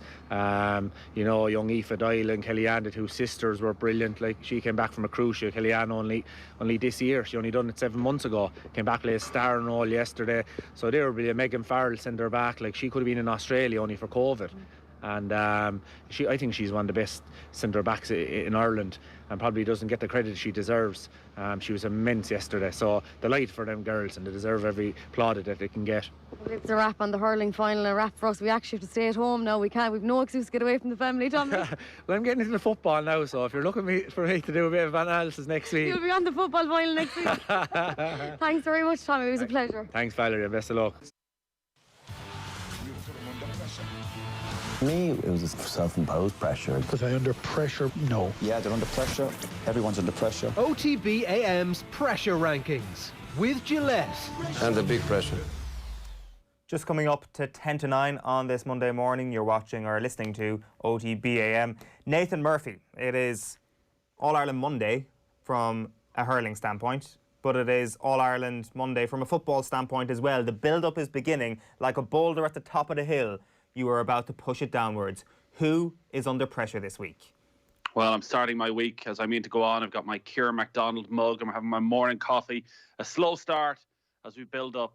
But we're keeping the hype level low this year for Mayo. So we're going to go with an all-football final pressure rankings. In at number 5 in the pressure rankings this week, Eoin, is Kevin Kilbane. While 2020 has been a tough year for most of us, it's been a sensational year for Kevin Kilbane. Let's think back to last January when he started out on Dancing on Ice. We all wondered how this would go. He blew us away with his talent, and boy, has he been rewarded in life away from the ice. He's gone to Canada, himself and Brianne. Things are going well. There's a baby on the way early in the new year. But I fear for Kevin this weekend, there's pressure because I don't think Brianne has seen the real Kevin Kilbane the way I have seen the real Kevin Kilbane. I don't know if she's looked into his eyes 10 minutes from the end of an All-Ireland final with a tear in one eye and think, this is it. This is the moment Mayo are going to do it. So they're going to experience that for the first time. And I don't know how Brianne is going to react when she sees that Kevin's love may be shared, that he may not just be fully dedicated, that actually a piece of him is always going to be with Mayo. So that is what's going to happen. And that's a pressure on Kevin. And there's also, of course, if things don't go well next Saturday and he's absolutely losing the rag, an angry side of Kevin Kilbane that she may not have seen either.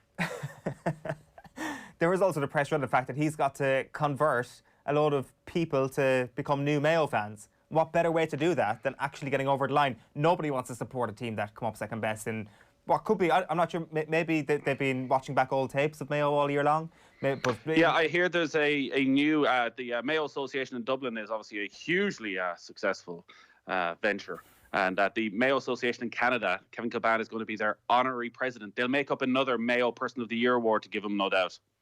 Yes, that's a fantastic idea. I think Kevin Kilbane should just be the global Mayo Man of the Year and the global ambassador for the International Mayo Association. So Kevin Kilbane under pressure at number 5. Who's in at number 4? In at number 4, the Gardaí. This is going to be a difficult week for the Gardaí, particularly if Mayo win. Can you imagine how sickening it's going to be next Sunday night, next Monday night, 3-4 days before Christmas, and you've been told, get out there now and get on the roads and make sure nobody's making any unnecessary travel. Stand there for hours to make sure nobody's meeting up with a few friends to celebrate. A lot of pressure on, the whataboutery as well of, well, why is that person standing within 5 meters of that person that's not from their same household? Even for the Dubs, you got to be aware. Everybody's watching. Everybody's waiting with their smartphone to catch you out. So I feel sorry for the players in this as well. Tommy Walsh spoke about the Limerick players trying to social distance on the pitch. We saw that the players couldn't all go up to the Hogan stand together. One by one, they go and lift the trophy and have their moment with it. Everybody is waiting to catch somebody out during these All-Ireland celebrations. So let's just keep it sensible. Let's not go crazy. But the poor guards are going to be out there, particularly, they'll be blocking that bridge tackle. Nobody allowed on. Nobody allowed off. What is your plan, Nathan? Like, what is plan B? They had plan B up in the big screen in Croke Park. When Mayo win, but you're locked into your house. What is plan B for you? Well, I'll be in Croke Park, so I'll be, okay. You always find a way in. You always find a way in for the big day. Working hard, no matter what happens, no matter what the result is. This is what I was talking about earlier with Limerick. That one of the joys is that, and sadly, well, I say the joys, is that quite often Mayo people, I don't know if you know this, Eoin, have a habit of getting a little bit carried away and maybe make plans for the days after an All-Ireland final that are made on the presumption of victory. So You may have booked a hotel in Castlebar for the Monday night after an All-Ireland final so that you don't have to find a way home after the homecoming celebration. Yeah, you're talking obviously about all those running orders that may or may not have had to have been ripped up completely for the Monday after an All-Ireland that may or may not have involved like outside broadcasting, Castlebar or something like that. But maybe this is the year. Maybe this is the year. Number 3, who's in the pressure rankings at number 3 ahead of the Gardaí and Kevin Kilban? John Costello.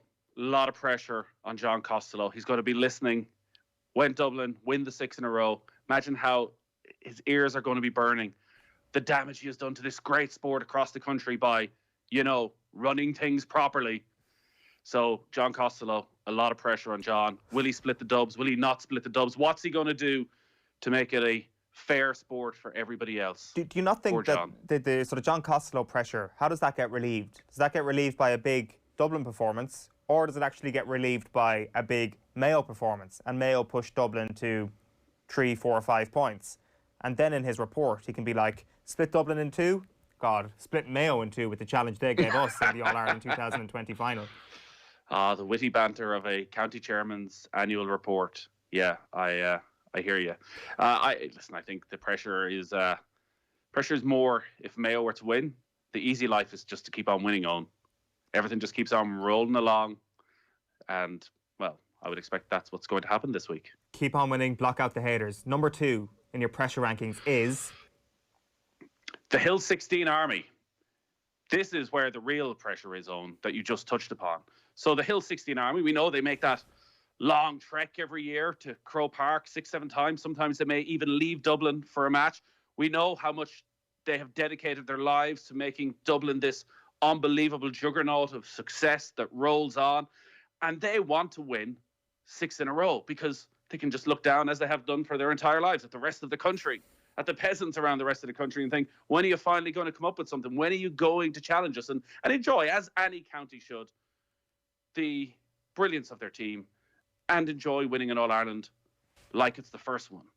But a little part of them is worried because actually, if they win the 6 in a row, they're going to have listen to 3-4 months of split the dubs, cut their funding. It's an absolute outrage. And the players won't get the respect they feel they deserve because it'll all be about the money. It'll all be about the money. And they're just looking at the players, this once-in-a-generation talent, because generations now, it seems, only last 2 years in Dublin. But that's what they're looking at. But then on the other side, they're wondering, well, do we actually want to lose? We have a nice, calmer winter if we lose, and we can go, well, we told you so. We told you we weren't that great a team, like 5 in a row. Sure, anyone could do that. We told you we weren't that great. So they are. Can you imagine being in the head of a hardcore Dublin supporter this week? What do you really want? What do you want, an easy life, or do you want the success? Well, that is the dilemma. I think John Costello faces a very similar dilemma. So I was thinking, which Dublin player are you going to pluck out as somebody who might appear on your pressure rankings? And you've gone for Brian Fenton at number 1. Why is Brian Fenton the most under pressure human being in the world this week? Can you imagine being in Brian Fenton's shoes, in his boots this week, the weight of expectation that is on his shoulders? Some may say the greatest player to have ever played the game. His record in championship is unparalleled, but surely he must know it has to end at some stage. This can't last forever. How is he going to sleep at night thinking about what is coming down the tracks on Saturday? I would hate to be in Brian Fenton's position. You know, the only way of sleeping is by counting all those All-Ireland medals that are up on the wall one by one until eventually you just doze off. So I just hope for Brian's sake he can cope with this incredible pressure of trying to lead Dublin to 6 in a row, can cope with the pressure of, like, he has to deliver on, doesn't he, in this final to be the greatest midfield player we've ever seen. Whew, it's tough going for Brian. We're about 5.5 days out. Call it. Your early Dublin. Monday morning prediction, Nathan. Dublin. Dublin by? I don't worry about winning margins. The agony of defeat is the same, whether it's, because let's be honest, may have gone through them all, whether it's 1 point or whether it's 20 points. Yeah. Well, that is it. It turns out nobody's actually under any pressure because Dublin are going to win out of canter, it turns out. That is your pressure rankings for this week. OTB AM's pressure rankings with Gillette. We're going to be talking Camogie in a little while and also return to yesterday's All-Ireland hurling final. But Nathan, we should look at the weekend's Premier League. We're in this crazy period at the moment where at the start of the show I compared it to like who can be the most like Rambo, who can actually come out of the forest and survive. This is what it comes down to at the moment. And I think Liverpool, in a very strange way, have had to go through the experience of big injuries early in the season. Of course, each injury that comes now, whether it's Matip or whether it's Jota, is not going to help. But there's almost this gel within the group now where they're like, OK, it's got so bad at this point, we can handle whatever Christmas throws at us. Oh, I don't know about that, because the Christmas period is now the busiest period, and every injury has a knock-on effect. It means that somebody else has to play more games and raises the risk of somebody else getting injured. And to see them with Jordan Henderson and Fabinho as their centre-back partnership really does underline just how dire a situation it is for Liverpool. And practically everybody has had a spell on the sidelines in defence and midfield, from Alisson, Alexander-Arnold. Obviously, Van Dijk is gone for the season. There's no Matip, no Gomez. Henderson has a spell out. Naby Keita wasn't even in the squad. So if Liverpool can somehow come through this, as good as they were and as brilliant as the points total was last season, and at one stage going 25 points clear, if they could somehow grind it out, considering everything that's gone against them, this season would probably be a greater success, actually, for Liverpool than last season. And it's very difficult to sum up their season, like a lot of seasons, because I know the top 10 have never been tighter at this stage of the season. And it means, can you really criticise Manchester United or Manchester City when they are still very close to Liverpool and to Spurs and to Chelsea? But Liverpool has still probably had the best highs so far this season. They've just been incredibly inconsistent. So particularly at Anfield, you look back last week against Wolves. You look at the previous game at Anfield against Leicester. 2 convincing wins that were as good as anything of Liverpool have produced over the past 18 months. And both times you thought, all right, they're back. They're going to kick on from here. And have followed it up with really flat performances. So the inconsistency means you can't see them pulling away. You can't see them opening up the gap that they probably need.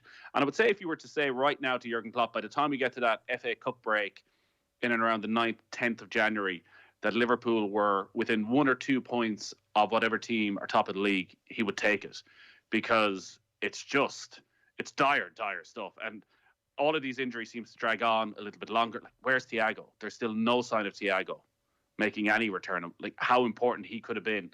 So as long as the front three, and Jota's obviously gone now for the next 2 months as well, if they can keep Salah, Firmino and Mane fit, but they're going to have to play practically every game, which again, obviously raises their injury risk. So it's this never-ending cycle for Liverpool that they somehow just need to try and grind out these results and hope that nobody else can take advantage, which they haven't been able to do so far. Well, taking that into account then, is it less excusable what happened on Saturday night, the fact that Pep Guardiola doesn't really go for it? I know you're kind of picking out Pep from a lineup and saying he should be doing better, and maybe Jose Mourinho didn't get the same level of criticism that perhaps Pep is getting at the moment for the way in which they were happy enough to take the 1 point against Chelsea. So where do you stand on that? Do you see that this could be an opportunity missed for Manchester City as the weeks rage on and Liverpool are still a little bit threadbare?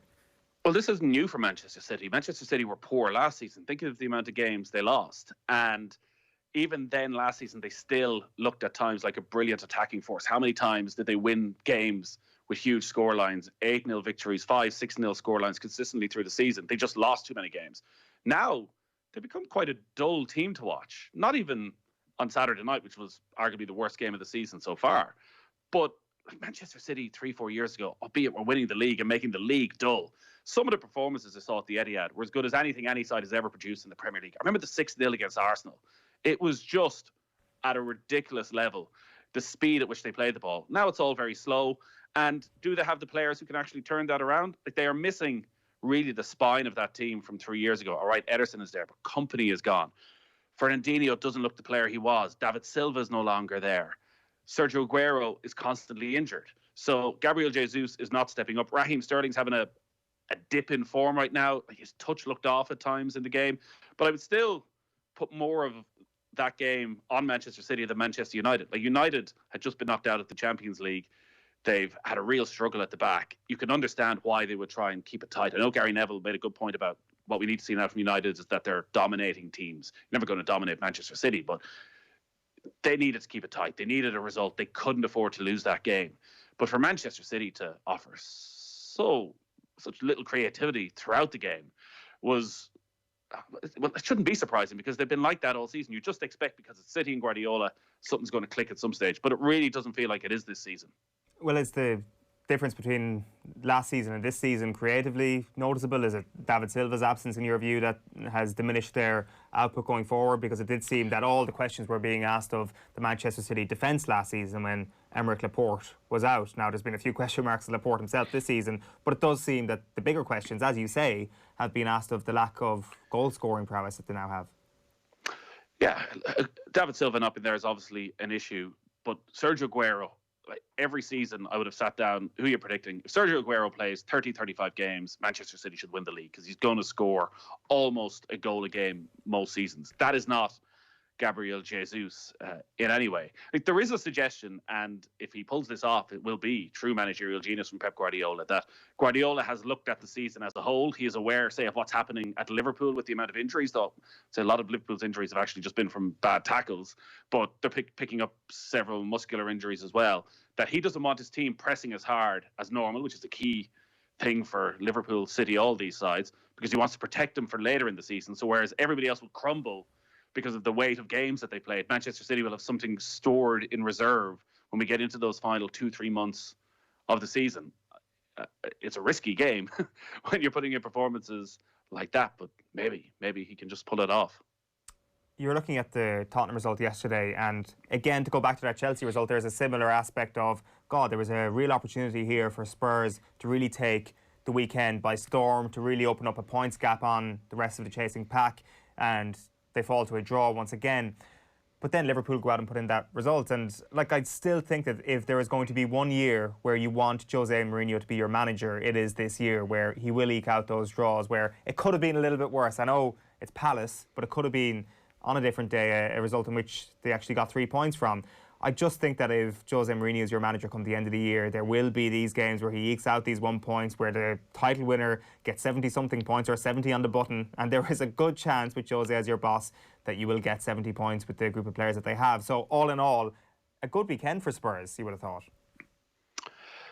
Yeah, but they've now missed out on a lot of opportunities to stretch clear. You go back to the Newcastle game where they gave away the penalty despite not giving up a shot on target in the entire game. 2 points dropped. 3-0 up against West Ham with 8 minutes to go. 3-3, 2 points dropped. Up against Crystal Palace and defending quite comfortably and conceding a late equaliser. Another 2 points dropped. That these are the opportunities where actually they had to put enormous pressure on Liverpool, and they've missed out on them. Now Liverpool play Spurs on Wednesday night. This feels like it could well be a Benitez, Mourinho, Liverpool, Chelsea style game where Mourinho does again just park the bus, and if he comes away with a point, it'll be seen as something of a masterclass. But if Liverpool can play the way they've been playing at home recently, well, then suddenly there's a different type of question been asked of Tottenham. So this feels massive for Spurs, maybe even bigger for Spurs than Liverpool this early in the season. But they have missed a lot of opportunities. I do think as well, because these best sides aren't quite at 100%, and as we hear all about the fine margins and the importance of the strength and conditioning, there's a lot of good teams in the Premier League. I know it's the worst Premier League season we've seen, but actually it's given these teams that have very talented players. Like Crystal Palace are not a bad side at all. Okay, they're very structured, very well organised. But like Wilfried Zaha, one of the most talented players in the Premier League.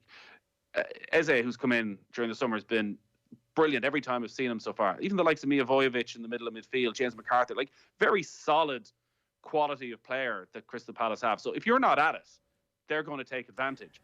And very rarely this season have the best teams been at it. So I wouldn't be too down on Tottenham, but I think they may end up regret those games that they've taken the lead in. And remember, we have praised Mourinho massively, say, for what they did against Arsenal, where they shut up shop, and how tight they can be and how well organised they are. But that's 3 big games where they've lost 6 points and taken away that opportunity to put some serious pressure on Liverpool. Well, like last point then, on that, what you just said, but in the context of Wednesday night, if it's 0-0, 80 minutes played, Gareth Bale is still sitting on the bench, Jose Mourinho is looking at a fairly teak-tough defence, but Liverpool aren't really penetrating. Liverpool are wrecked, and it's easy to see that they're wrecked out there.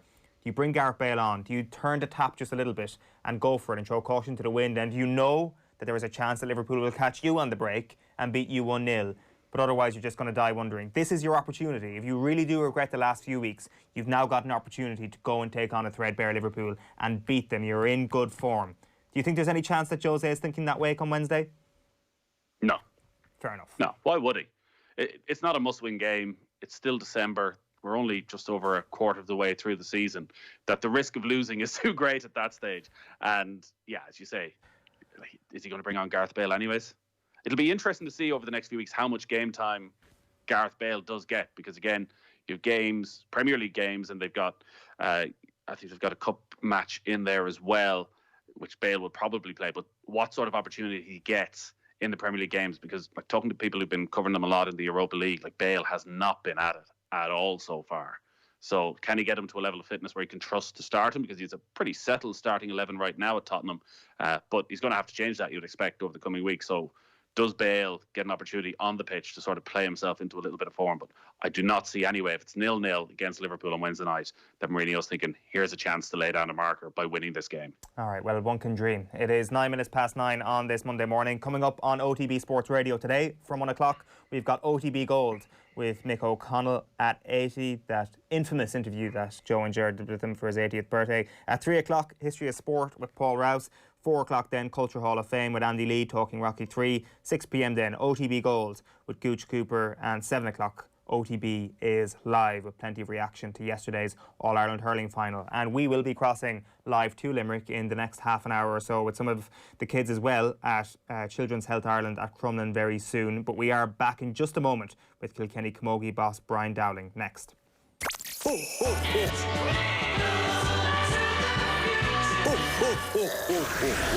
OTB AM. The OTB Brief. Everything you need to know about sport every morning.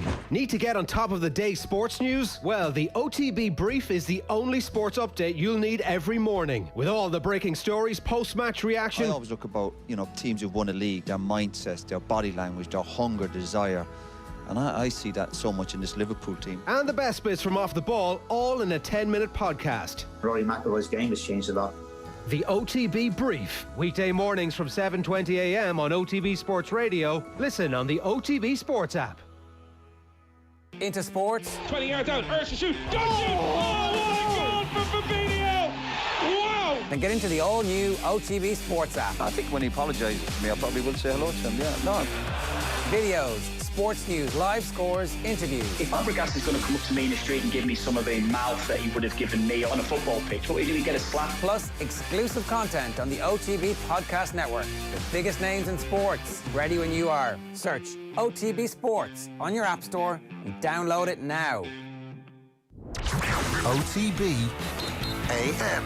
With Gillette, we don't just play the game, we change it. Gillette, made of what matters.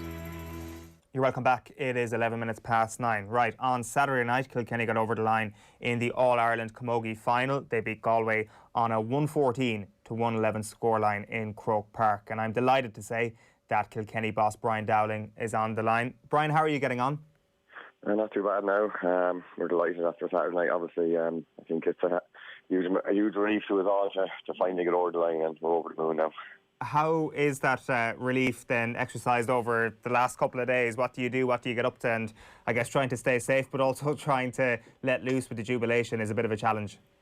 Yeah, it's a strange one, all right. We didn't get back to Kilkenny on Saturday night. I think it was 2:30 or 3 o'clock. But there were some parents on the motorway in their cars waiting for us on the way home, and there was a few parents and families at the hotel and everything who were parked in Spring Hill Hotel on Saturday evening. And then yesterday we just met up by tea with the management group. Not really sure what the players got up to, but look, it's strange times, but we're just the celebrations I suppose are low key and different to other years, but I'm sure the girls are enjoying it anyway. Yeah, what's that like in a deserted stadium, knowing that you've reached the promised land, that the disappointment of the last 3 years has been blown out of the water and there's no volume outside of the players and the management? It must have a special sense of poignancy around it, Brian, that actually you can get to enjoy it in one another's company. Yeah, look, I suppose it was strange, driving into Croke Park, nobody around, and it's just an eerie feeling that it's a great stadium to see nobody in it. And but I suppose, I kind of said it yesterday there to the lads, I think it worked in our favour in a way. We're coming in under a lot of pressure, and I think you know, that was kind of taken away from us because the crowd wasn't there, the build-up wasn't the same as it was the last couple of years, and I think it was something different, you know, even on a Saturday night. I think it kind of just took away from the last few years, and I think that was good for the girls, and that was taken away from them. Look, it was strange to find whistle, but I suppose it didn't matter whether it was 70,000 or nobody there. It was just that feeling, that elation, you know, just to finally get over the line after the heartbreak of the last few years. I don't think it mattered who was there. It was just, as you said there, you know, it was the group of people together that had been together for the year, and it was absolutely brilliant. When you took over this year, Brian, how hopeful were you that this day would come? How much of an individual focus was it, and how optimistic were you that you would get over the line? So look, I suppose you always dream and you always hope, and you know, I felt you know, we had a great chance of winning the All-Ireland, but I suppose a few setbacks. My first game in charge was against Clare in Nolan Park, and we got beaten, you know. I think first time Clare beat us in Nolan Park, and then we went down and played Cork, and we got a bit of a trimming down there, and you know, it wasn't looking too good, to be honest with you. And look, we were missing a lot of players during the league. A few players hadn't decided whether they were going to come back, and we had a few injuries and stuff like that. But I suppose looking back now, the league was hugely beneficial to us, because a lot of the girls who played in that league were playing on Saturday night, and that really stood to them. And in one sense, I suppose the lockdown worked in our favour, because players, you know, came back. Megan Farrell was supposed to be in Australia, and you know, she couldn't go, so she decided to come back. And Anna Farrell had a shoulder operation; she wouldn't have been available if the championship had to go ahead. And so, you know, I suppose Kellyanne Doyle obviously did her cruise ship; she would have been gone as well. So, you know, it probably worked in our favour that these guys were available for on Saturday night. That's interesting, because I guess sorry, Nathan, go ahead.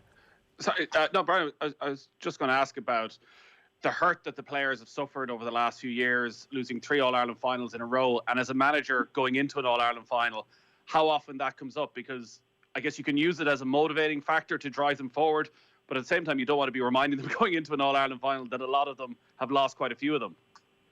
Yeah, like, I suppose it was trying to get the balance right, you know. It was mentioned, but not overly much, you know. I think we just kind of we had a good chat about the start of the year in January, and we kind of, you know, we looked at different things and maybe why we weren't winning the All-Ireland, instead of maybe thinking about the feeling about it. It's like, look at the actual stats and stuff like that, and, you know, why weren't we winning them? And, you know, one thing was crying out to me was we don't score goals in All-Ireland finals. We scored 1 goal in 4 All-Ireland finals, and that was the one they won. So that was one thing we had to rectify. And obviously, look, we only scored 1 goal on Saturday night, but that was probably the winning score, you know. And look, we just looked at different things, you know, in last year's final. I suppose people would have said that Galway outworked us and outbattled us, you know, and just on Saturday night we just went up and said, look, whatever happened, that we were going to be the hardest working team leaving Croke Park, and if that was good enough, that was good enough to win the All-Ireland. And just kind of tried to take the pressure off the girls in that sense, and just, you know, I think the Cork game was huge to us, you know. I think nobody really knew where we were, including ourselves, going down to Parky Creeve, and to win that game, you know, I said at the time, I don't think it was our best performance, but we just found a way to win, and these girls needed that, you know. In a big game, they stepped up and they just battled it, you know, and that game really stood to us on Saturday night, I think. You mentioned the goal. It was an unbelievable strike from the penalty from Denise Gall in the end, and the way she managed to keep the ball away from the keeper. The keeper didn't stand a chance really in the end. Was that something that you practiced? You mentioned there that goals were a target for you. Was penalties practice in training, those sorts of situations in games?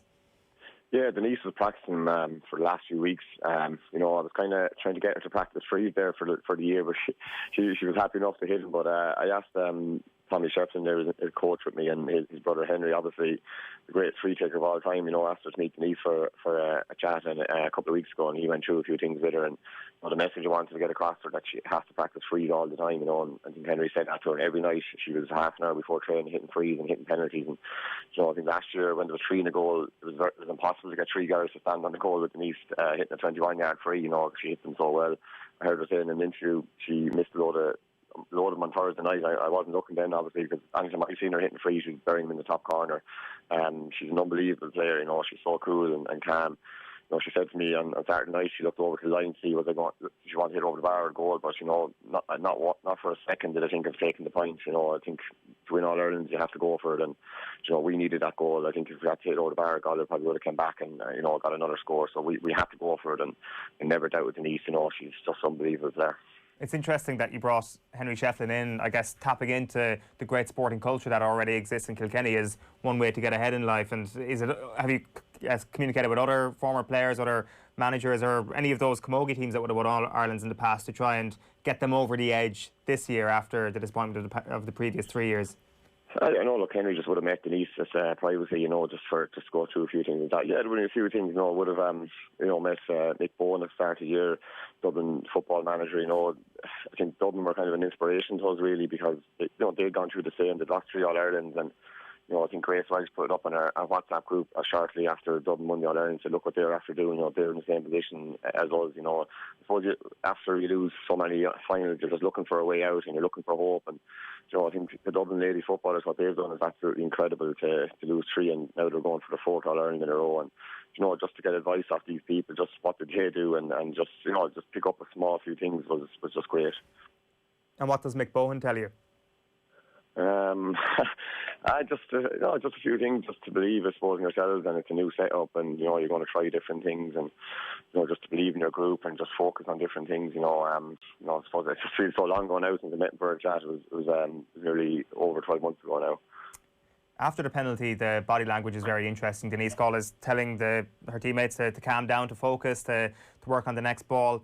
Was there a big psychological emphasis placed on this year as well? You mentioned the goals as a very tangible way of trying to actually get over the line, but psychologically, was there a big effort done on that level of things as well?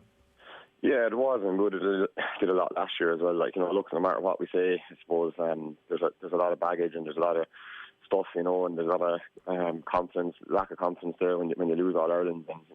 And I really think we have great players in Kilkenny, but I think after losing these All Ireland finals, we're kind of maybe holding them back a little bit. And we would have had Jerry Fitzpatrick there from Waterford helping us out with the psychology, and he's absolutely fantastic, and what he's done with the girls has been unbelievable. He wouldn't have been overused or anything like that, but he worked on a few things, and any player individually needed to have a chat with him, would have met with him, and it's just great to have somebody there to the girls know that they can talk to. And Fergus Heffernan would have been involved the last couple of years, but stepped away last year, and Jerry just came on board and just quietly worked in the background there, and it was great.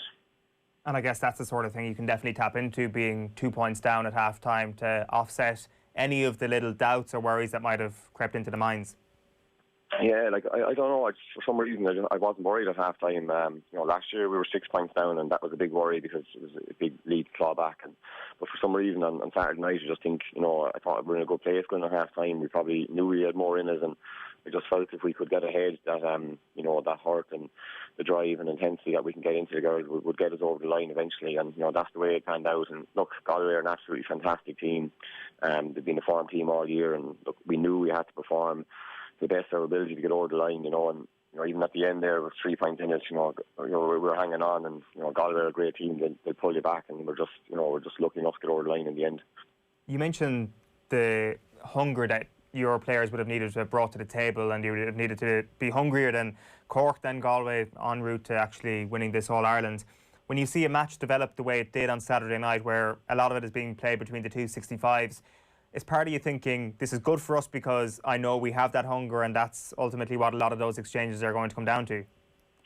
Yeah, I suppose I kind of felt the game would be, Galway were strong around the middle, they probably got on top of there last year in the All-Ireland final. Niamh Kilkenny had an incredible game in the final last year. I think she had 26 possessions, so, Niamh O'Donoghue, who was a super player in midfield, so that was an area we targeted, and we kind of picked a strong half-forward line, to win the battle out there, but, it's kind of funny the way it works out. It was our full forward line that got our main scores, I think we got 6 points in play from Aoife Dye, Mary O'Connor and Katie Nolan, who were starting in their first All-Ireland. And, if you had to say that to me before the match, that, I think Denise and Anne Dalton got a point each. Marion didn't score from play, but the three girls, the new girls stepped up. And, I think sometimes that's what happens in All-Ireland finals. It's the unexpected things happen. And, it was great that these new players stepped up for us this year. And, I think that was probably the difference in the last couple of years.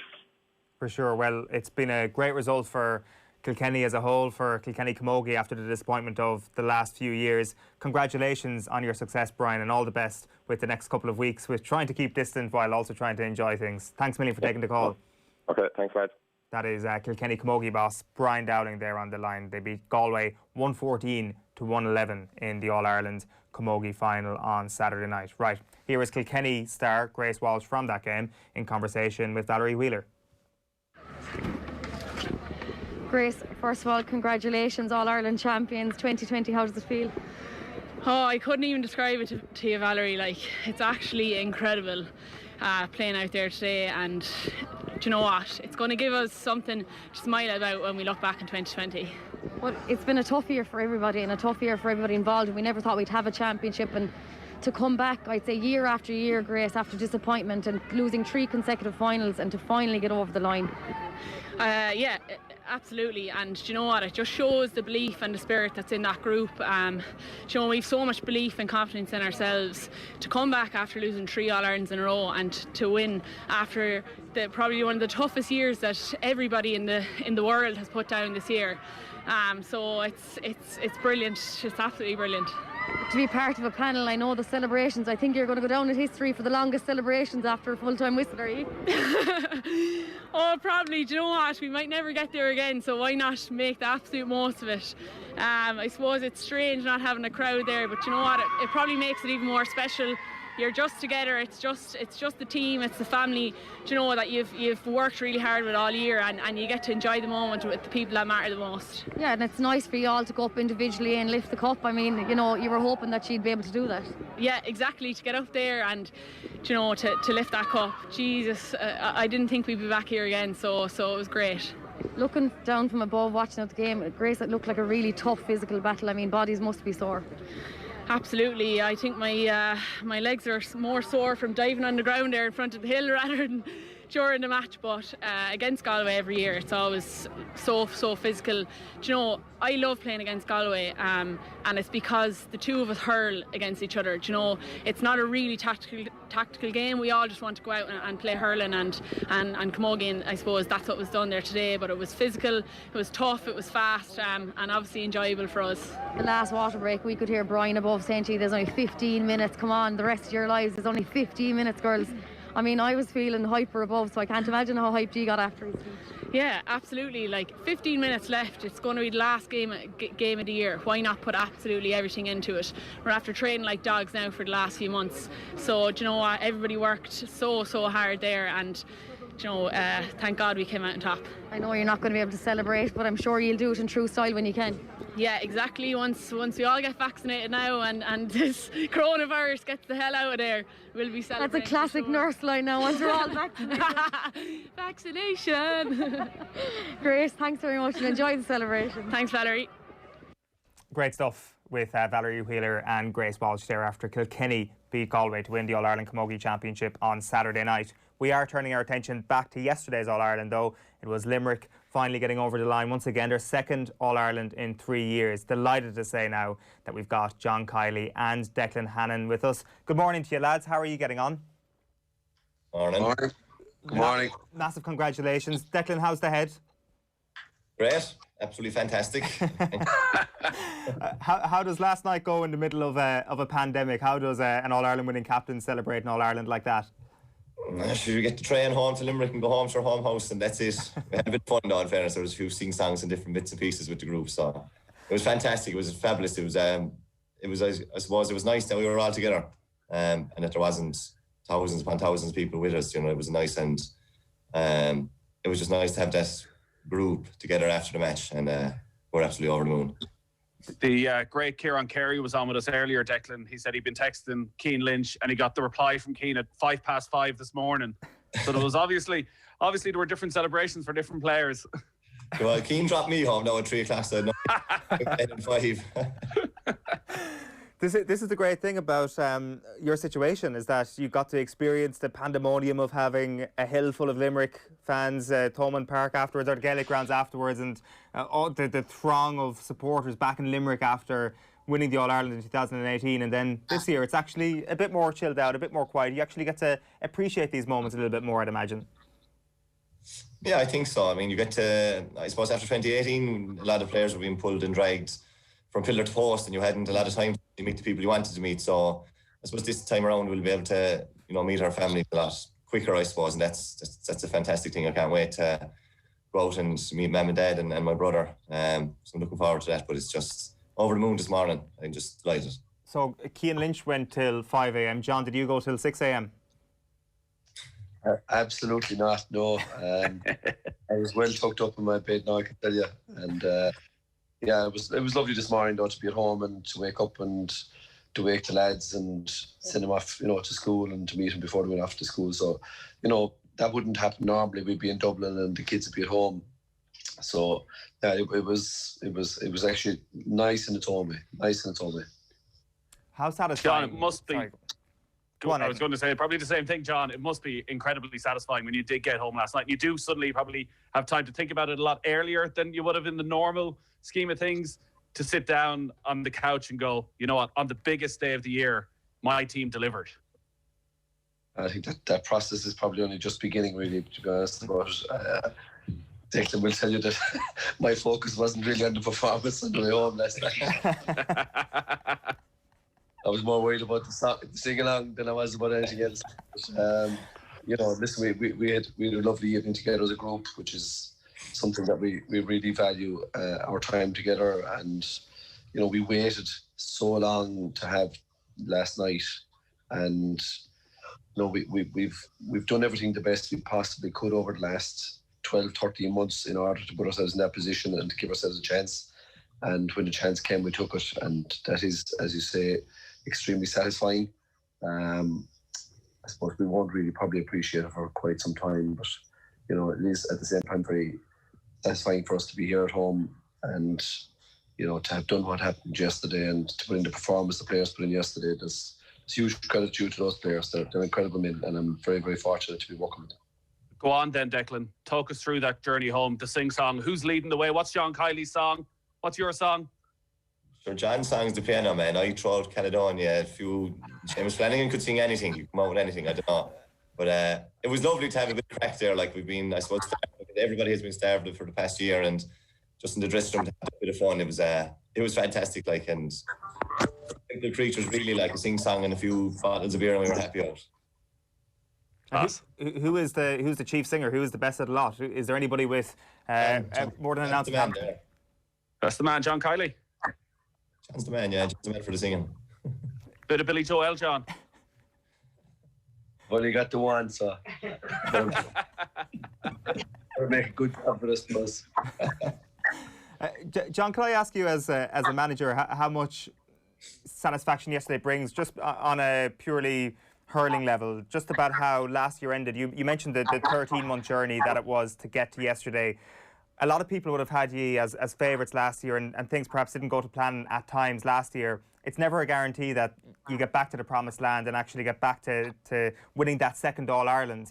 How much does that play into the satisfaction you feel this morning, knowing that you have doubled down what happened 2 years ago, proving that you are the best team in the land? Yeah, listen, it was incredibly difficult maybe last August, you know, when we were out of the championship, and you know, we felt we had a great opportunity at that time to push on again, and we just didn't take it, and that's the bottom line. So, you know, to go back to the training fields in November and December, January and February, we know we worked really, really hard, and there was a great sense of purpose about what the boys were about, and we knew that we were going to try and give ourselves another chance this year. And really, it's all about taking opportunities and seizing opportunities, creating opportunities, not just in the games, but, you know, throughout the season, and to try and be there when it really matters in those last couple of games of the season as well. So very happy that the lads, you know, found a way to, you know, be consistent in their performances, you know, have that hunger and desire to work hard, and that we had that unity of purpose as a group to get back to Croke Park, to perform in Croke Park, and to give ourselves another opportunity. And, you know, if you keep giving yourselves opportunities, you will eventually take them. So, you know, that was really what it's all about. And, you know, in terms of any pressures around that, the only pressure that was really there really was in terms of our focus on our performance levels. And, you know, we knew what we wanted to achieve yesterday. We knew what we wanted to achieve the 2 weeks before. And when you deliver on those tangible elements of the game, there is, as you say, great satisfaction. Declan, you made an unbelievable speech yesterday, and it's been shared quite a bit on social media. You touched on the importance of the Hurling Championship this year, a tough year for so many people. How good was it for you personally to have hurling, to have this outfit, to have this outlet, to have this ability to go out and play with your friends and lads you played with for the last few years, and to do it week in, week out, and to end up in this ultimate success? Yeah, sure. We're really privileged that we are to have been given the opportunity to play the championship this year. We were over the moon when we got the news that the club championship was going ahead and that the inter-county would be happening as well. Like a lot of us were even saying it, that we're so happy to be able to go out on a Tuesday, Thursday, Friday evening, whatever it is, to go training, have that outlet, whereas I suppose a lot of people have been booked up for the last number of months, and that's really, really hard. It's like we're massively fortunate and we wanted to make the most of it as well. So thankfully it all came together yesterday and we back to Limerick. We're just overjoyed with it now and just again so proud of everyone involved. One of the big differences this year as well that we've seen is that hurling is a four-quarter game, and Limerick have become renowned for their burst after the water breaks. John, I think the question everybody has is, was the big tactics board Paul Kinnerk's idea? Was it your idea? Who owns it? Who takes it home? And where does it spend the winter?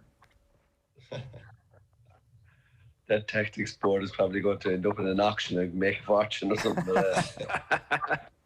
Unfortunately, we need somebody to direct it, and we're very fortunate in that we have Paul is a phenomenal coach and a great guy as well to boot, and you know, we've a great chemistry going on between us all, you know, involved with the team at the moment, and very fortunate to have that. But listen, the tactics board is just simply an educational aid. That's all it is. That's all. And rather than speaking about the tactics like every other team does, we show the tactics, or we demonstrate what we're looking for. So instead of verbalizing it, all we're doing is visualizing it. And I suppose that comes really from the fact that Paul is a teacher, I'm involved in education, Alan Cunningham, Angus O'Brien, we're all involved in education. So for us to go and use visual aids is not something unusual or different. In fact, we're just trying to make our job a little bit easier, that's all. And that's the simple facts of the matter. Who's leading the conversations during those water breaks that have become so renowned at this point? Is it yourself? Is it Paul? Are those conversations had beforehand as to how you actually approach those water breaks and how you actually distill your communication down into whatever, 30, 40 seconds? Listen, it's a fluid situation, but Paul, you know, does lead out. Paul would have his couple of points that he wants to make to the group, you know, from a tactical perspective. And you know, I'm sure you can see that yourselves from watching the games and watching what the cameras are showing. And I probably come in then maybe with the little bit of, you know, soul searching, if you like, and maybe finding that little edge sometimes that might be required. But listen, it doesn't matter. It's all about just getting the message to the players and utilising the time we have available to us in those water breaks as best we can. We've got those water breaks will be gone next year, and we can get back to normality. There'll be no water breaks. It'll be just straight run through for 37, 38 minutes. We'll have much better to have time inside the dressing room, and there'll be no more, you know, talk of any of these water breaks or tactical breaks, or whatever you want to call it. One of the great traditions on All-Ireland Finals weekend and on the Monday and the weeks leading after them is the fact that Liam McCarthy and Sam Maguire goes and visits the children's wards around Dublin. Unfortunately, because of the pandemic, that's not going to happen this year, but we're going to do our best this morning to try and replicate that a little bit. And we are delighted to welcome Leo Scanlon, who's 13 years old and also of the Nafina Club in Dublin, to OTB AM this morning. Leo, good morning to you. How are you getting on? Hi, I'm doing great. Were you watching the hurling yesterday? Yeah, I was. Who were you shouting for? No team really, but I think Limerick deserved it in the end. They did indeed. Well done. Who was the best player on the park in your opinion? I'd have to say Declan. He's here. Good answer indeed. Declan Hannon is on the line. Are you chuffed with that? Fair play, So, unfortunately, we can't bring Liam McCarthy into the ward there this morning. But as I said, Declan is there on the line, and John Kiely, the Limerick manager, is there on the line. Declan, I mean, you were lucky enough to bring the cup into the ward there 2 years ago. This is just a fantastic morning. It's a fantastic tradition, and it's great to get some brilliant feedback as well. It is. That's the best feedback I've got in a while now. I appreciate it. Yeah, geez, we had a lovely morning in Dublin 2 years ago. It was fabulous to go in there and to meet the kids and all the staff in there. They're people works that they do. So yeah, it's a pity I can't go in today, but I suppose look, this is the next best thing at the minute. Leo, is there anything you wanted to ask John Kiely about the managerial masterclass that we saw yesterday? In 2020, was it scarier walking out than in 2018 when you had all the crowds, or was it kind of a bit more nerve-wracking with no one there? Good morning, Leo. How are you? It was absolutely nerve-wracking. Yes, it was. Even with nobody, the same pressure still are there. You're worried as to whether the team will get that performance that you're looking for, that they're looking for. You're watching every catch, every touch, every puck in the warm-up. See, are they okay? Are they getting through it? With the level of sharpness and crispness that you'd like to see. And it was gas yesterday. It wasn't maybe our best warm-up actually of the year, and yet they end up producing the performance of the year. So, yeah, just. It was. You're always concerned, You're always concerned, and we're just delighted that we got across the line yesterday. And we'd love to be with you today. It was one of the highlights for me actually in 2018, the morning after the All-Ireland, heading into Crumlin. It's a tradition, a great tradition, and it's one that we hope that we can reinstate as soon as possible. And maybe in the springtime, we might make a journey to Dublin and come and visit the kids that are there at that stage, because it's something that needs to keep going. There's no doubt about that. Leo, I hear yourself and your dad are massive GAA fans, and being an Afina man, I'm sure you're a massive Dublin football fan. Do you see similarities, Leo, between this Limerick side and the great Dublin football side at the moment? Do you think they can go and dominate for the next few years? Yeah, I think they can. I think they have there are a lot of similarities. Good in kind of quick passing and getting the ball up the pitch and using the opportunities. So what are we thinking? I think they can. What are we thinking, so Leo? 5, 6 in a row for Limerick? Maybe. No pressure, John. We've just got a dynasty to build over the next little while. Yeah, listen, this man knows his stuff, obviously. So we'll take him at his word. See, the thing is, Leo, Nathan here is trying to deflect from the fact that Dublin are going to hammer his beloved Mayo this weekend. You're obviously going to be shouting for the Dubs in that one. Are you confident that they're going to get the job done this weekend as well? Yeah, I think so. I think the forwards are going to do it for us against the Mayo backs. I wouldn't be surprised at all. Leo, don't be saying that. Give us something. Come on, we need it. How much have you enjoyed the last few weeks, Leo? You're obviously a huge GAA fan. There's been 4 or 5 games on every weekend. Sorry, what was it? The last 4 or 5 weekends, there's been so much GAA on the TV. Have you been sitting down? Have you been watching as much of it as possible? Yeah, I've been watching loads of it. We have a TV in the ward, so I was able to watch all the finals and the semi-finals. Brilliant. Good stuff. It has been brilliant. Leo, it's been great chatting to you. All the best, and best of luck to Dublin, most importantly, this weekend. Hopefully, from your perspective, it's 6 in a row, and we'll have a disappointed Nathan Murphy this time next week. Thanks Leo. for having me. Look after yourself. Bye-bye now. Leo. Bye-bye. We still have Declan and John with us. And John, this is obviously, as you mentioned there, one of the great days in the Irish calendar. As great as All-Ireland Hurling final day is, it is the days afterwards. And Jack McCaffrey, after the football final last year, kind of really put it so well when he said that people can throw sport out as this thing that gets put into perspective when you walk into Crumlin or you walk into Temple Street from his own perspective. But he actually said that it absolutely highlights the vitalness of sport and how important it is and how central it is to everybody's life. I presume you share that view, especially the year that we've had.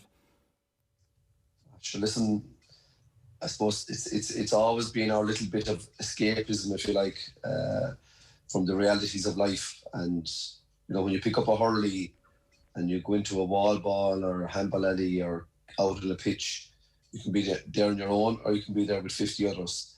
And yet it has that magical sensation, you know, and we can never forget that feeling you get, you know, as a child when you are out there on the pitch, you know, just hurling with your friends. It's a great game, and, you know, all the games are fantastic, like whether it be football or hurling, soccer, rugby, it doesn't matter. You know, it's really important that people get out there and get involved in sport, because it's a great release, and we've seen that and the importance of it over the last number of weeks in particular. You know how important it has been for our older population in particular, who are cocooning at home and, you know, have been there for the last 8-9 months, and for them to have that opportunity to sit down and watch the matches over the last 2-3 months has, you know, dragged them through the winter, if you like.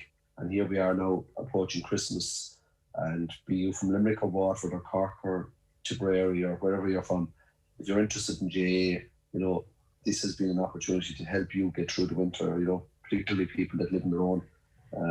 I think this has been something maybe that they've clung on to as something that will get them through this thing. You know, it's hopefully now after Christmas, we get into New Year, the vaccine will be rolled out to the older people. They can come back and re-engage themselves in life, and as a community, as a society, we can all get back to reality and get back to going to matches, get back to going to concerts, get back to going into people's homes and getting back into our family homes again.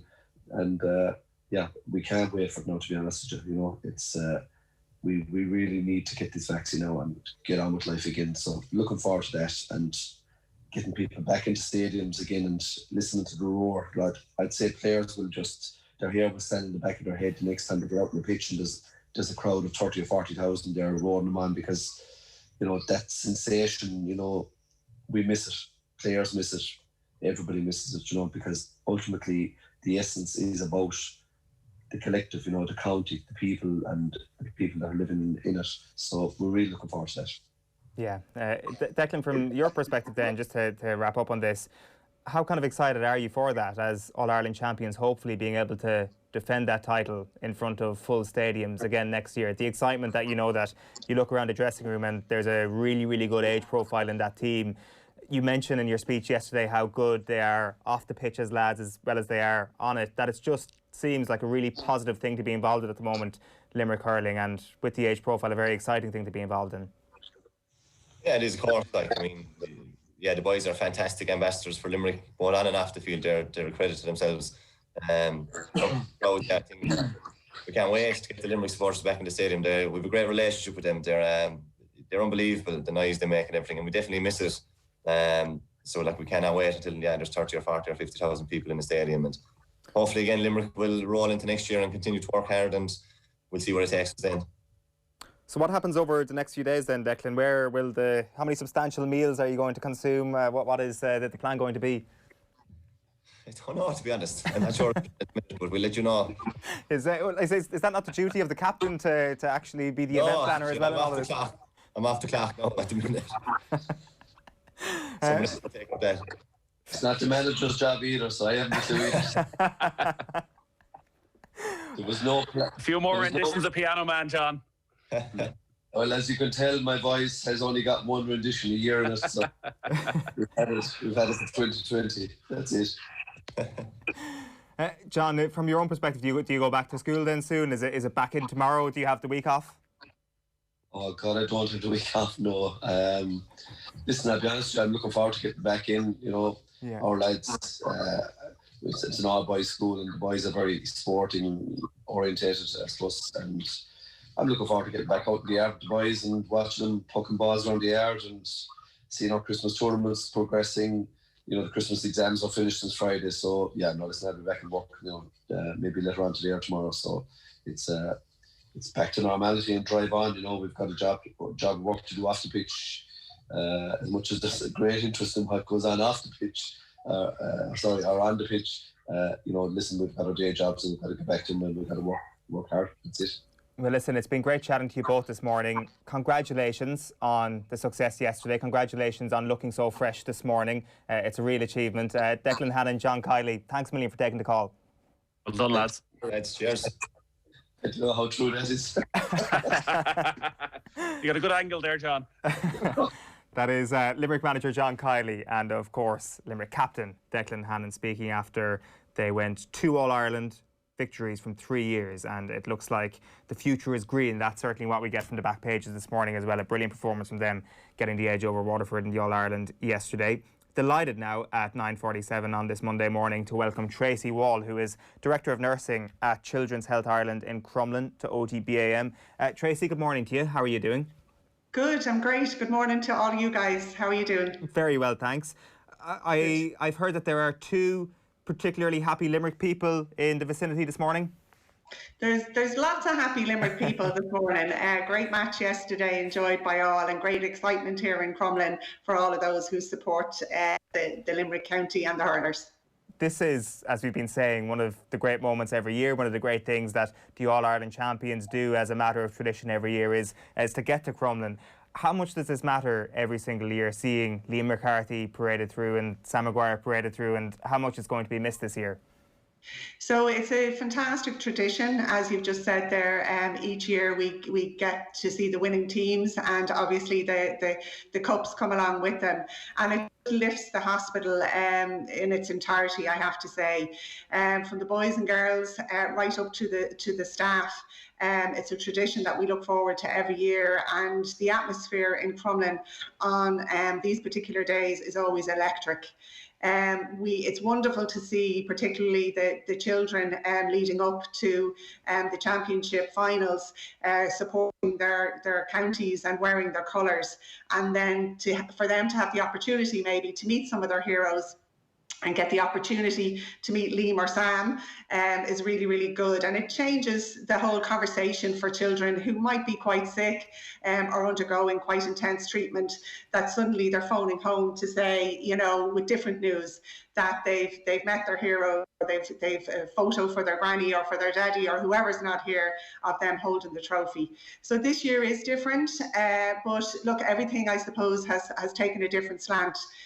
So we're hopeful that we'll be able to do something a little bit different as we're doing virtually right now this morning and next week as well. But that doesn't mean that the hospital isn't populated by lots of boys and girls over the weekend supporting their colours. Donations are unbelievably important as well at this time of the year, Tracy, and this year in particular. And I'd urge everybody who can help, I'd love to direct them to CMRF.org. That's CMRF.org. How important are those donations, Tracy, to how you guys operate, to the brilliant work that you do every single day? Yeah, and they're really, really important for us to I suppose, make Crumlin the special place that it is. And it is a special place, but December is really festive here. And the staff here in Crumlin make huge efforts to make sure that the children who attend the hospital over the month of December, often just leave with a gift or a toy or something that lifts their spirits and reminds them of Christmas. We've got about 6 outdoor gardens that have lit up the hospital, because this year we couldn't have indoor Christmas trees and lights. So we just thought outside the box. Huge thanks to our estates team here, who've really gone above and beyond to make sure that any child and their family who's in a ward or maybe confined to their bed can look out into the garden and see a little bit of festivity. And all of those things happen because we have great donors. We have great people who go out and they'll swim a mile or they'll run a marathon for us, and it just allows us to make the children's time in Crumlin Hospital that extra bit special. The kids are our heroes at the end of the day. They're absolutely fantastic, and possibly around 100 children will sleep here on Christmas Eve night because they're in the middle of medication or treatment that they just can't go home. So the staff here in Crumlin make huge efforts Christmas Eve, Christmas Day, to make sure that Christmas feels like Christmas. And of course, Santa will visit every boy and girl here for sure. We were chatting to Leo a moment ago, obviously a huge GAA fan. Do you get that sense on All-Ireland final day, and not just the days afterwards, but on the day of the match, that it's a big occasion in Crumlin? Absolutely, it's a huge occasion, and again, it's the staff and the patients and their families that really get behind the patients. Some of the patients' rooms will be decorated from head to toe. If they support Cork, they'll be covered in red. If they support Dublin, they'll be covered in blue. And the staff and play specialists, we have a play specialist team here, they would get hugely involved with working with the children to make posters and banners, and it really, really is electric and lifts the hospital. And we're very, very proud of the association that we have with the GAA. It's fantastic. Brilliant stuff, Tracy. It's been great chatting to you. And just a reminder as well that any donations would obviously be massively appreciated. The website to donate at is cmrf.org. Tracy Wall, Director of Nursing at Children's Health Ireland in Crumlin, thanks a million for hopping on the call. Thank you. Have a lovely day. Graham Mulcahy, good morning. Good morning, guys. How are you? 2 All-Irelands in 3 years ain't bad. How does it feel? Yeah, it's fantastic. I think that they were a long time coming around. A couple of barren years at the start, so it's certainly nice to put 2 together in 3 years. So we're slowly but surely, Graham, piecing together the timeline of what's happened since Limerick left Croke Park yesterday evening. We're hearing that John Kiely had the party piece, the piano man. He claims only got 1 rendition, but it is about a 7-minute song, so it got you halfway to Limerick anyways. There was plenty of sing-songs on the way back. What was your party piece? I have my own Dubliner song there, and so I gave that a rendition as well. So we had a good sing song on the way down. A couple of gems there now in the group, and a couple of lads that showed up yesterday that you wouldn't have thought maybe had a song in their pocket, but showed up trumps yesterday. We have a guy Ronan Connolly, a young lad that's after joining the panel, and he'll be singing songs now for the next couple of years, because he'll be first called up after his performance yesterday. Who gets it started on the way down? It's not about the best singer necessarily, Graham. It's about the first singer. Who was the first man on the train down who's like, right, let's give this a rattle? John's always the guy that kicks these things off. I'd say to be honest, we didn't even make it out of the dressing room without starting to sing songs. So it started from there in the dressing room with John. The sing-song is a reflection really on sport, isn't it? Like, talent will only get you so far in a sing-song. You can be the best singer in the world, but it's bringing a bit of energy and enthusiasm to it that's actually key. And the key I think is having a song that you can start and can just join over for you. You'll see the cute guys will have a song like that. They know people will back them up and let people off them and have their bit done. It was a very different celebration, obviously, then, and we won't, unfortunately, have the scenes at the Gaelic grounds tonight when there's 40,000 people there. But as a group, we often hear of shutting the door of the dressing room and being together probably for the last time quite often, because squads change, backroom teams change, that actually this is a very different type of celebration, but no less enjoyable for those actually within that group. No, I think it was very nice, just having the group together after the game and then on the train down, and then I suppose being able just to go home, no banquet obviously, and just going home to your family and just celebrating with your family at home. Then in the evening, it's obviously very different, but at the same time, it's still so nice. That's the strange thing as well, though, Graham, in a very nice way, is that hopefully from your perspective, this won't be the last All-Ireland that you get to celebrate, but it might well be the last time you actually get to spend some quality time with your family the very night you've won an All-Ireland. Yeah, exactly. Hopefully in 6 or 7 months' time, when the two teams do get to the next All-Ireland final, that they'll be able to celebrate it the way that we're used to, with fans at the stadium and with a banquet. As nice as this is, I think, having no supporters there yesterday does certainly take from the occasion. How satisfying as a whole was yesterday's performance then? Because it's been compared and it's been put right up there with some of the great recent All-Ireland final performances we've seen. It did seem that in many areas of the pitch you clicked very well yesterday. Yeah, I think the last couple of games we were a bit disappointed. I know we obviously had won the Munster final against Waterford and beat Galway, a great Galway team in the semi-final, but we still, I suppose, weren't very happy with our performances. We knew that we left a bit behind us, so I think to go out yesterday and really hit the ground running from the start and carry that right through to the 70 minutes, I think we were very happy with that as a group. What has a very different type of build-up, Graham, sorry, in that you mentioned the barren years. Obviously nobody building up to this year's final is talking about 1973. In fact, Limerick are going in as very strong favourites, and all the talk even ahead of it was that for Waterford to win, Limerick probably need to have a bit of an off day and Waterford need to be firing in all cylinders. Yeah. Was there a different type of pressure, did you feel, going into this game compared to 2 years ago? I think, when we were kind of coming up in the same manner that Waterford were coming up to the game yesterday, slightly underdogs, but we like that, to carry that tag into that game in 2018. And I suppose there was a worry that maybe Waterford were going to do something similar to what we did to Galway in 2018. So we just knew that the first 15 minutes up to that water break was very important for us to grab a foothold in that game and take the running from there. Right, at 9:57 this morning, let's go back to Children's Health Ireland at Crumlin. Delighted, Graham, to introduce you to Eamon Corcoran, a 10-year-old from Cork. But your mom is from Limerick, I understand, Eamon. You're very welcome to the show. How are you doing? Good.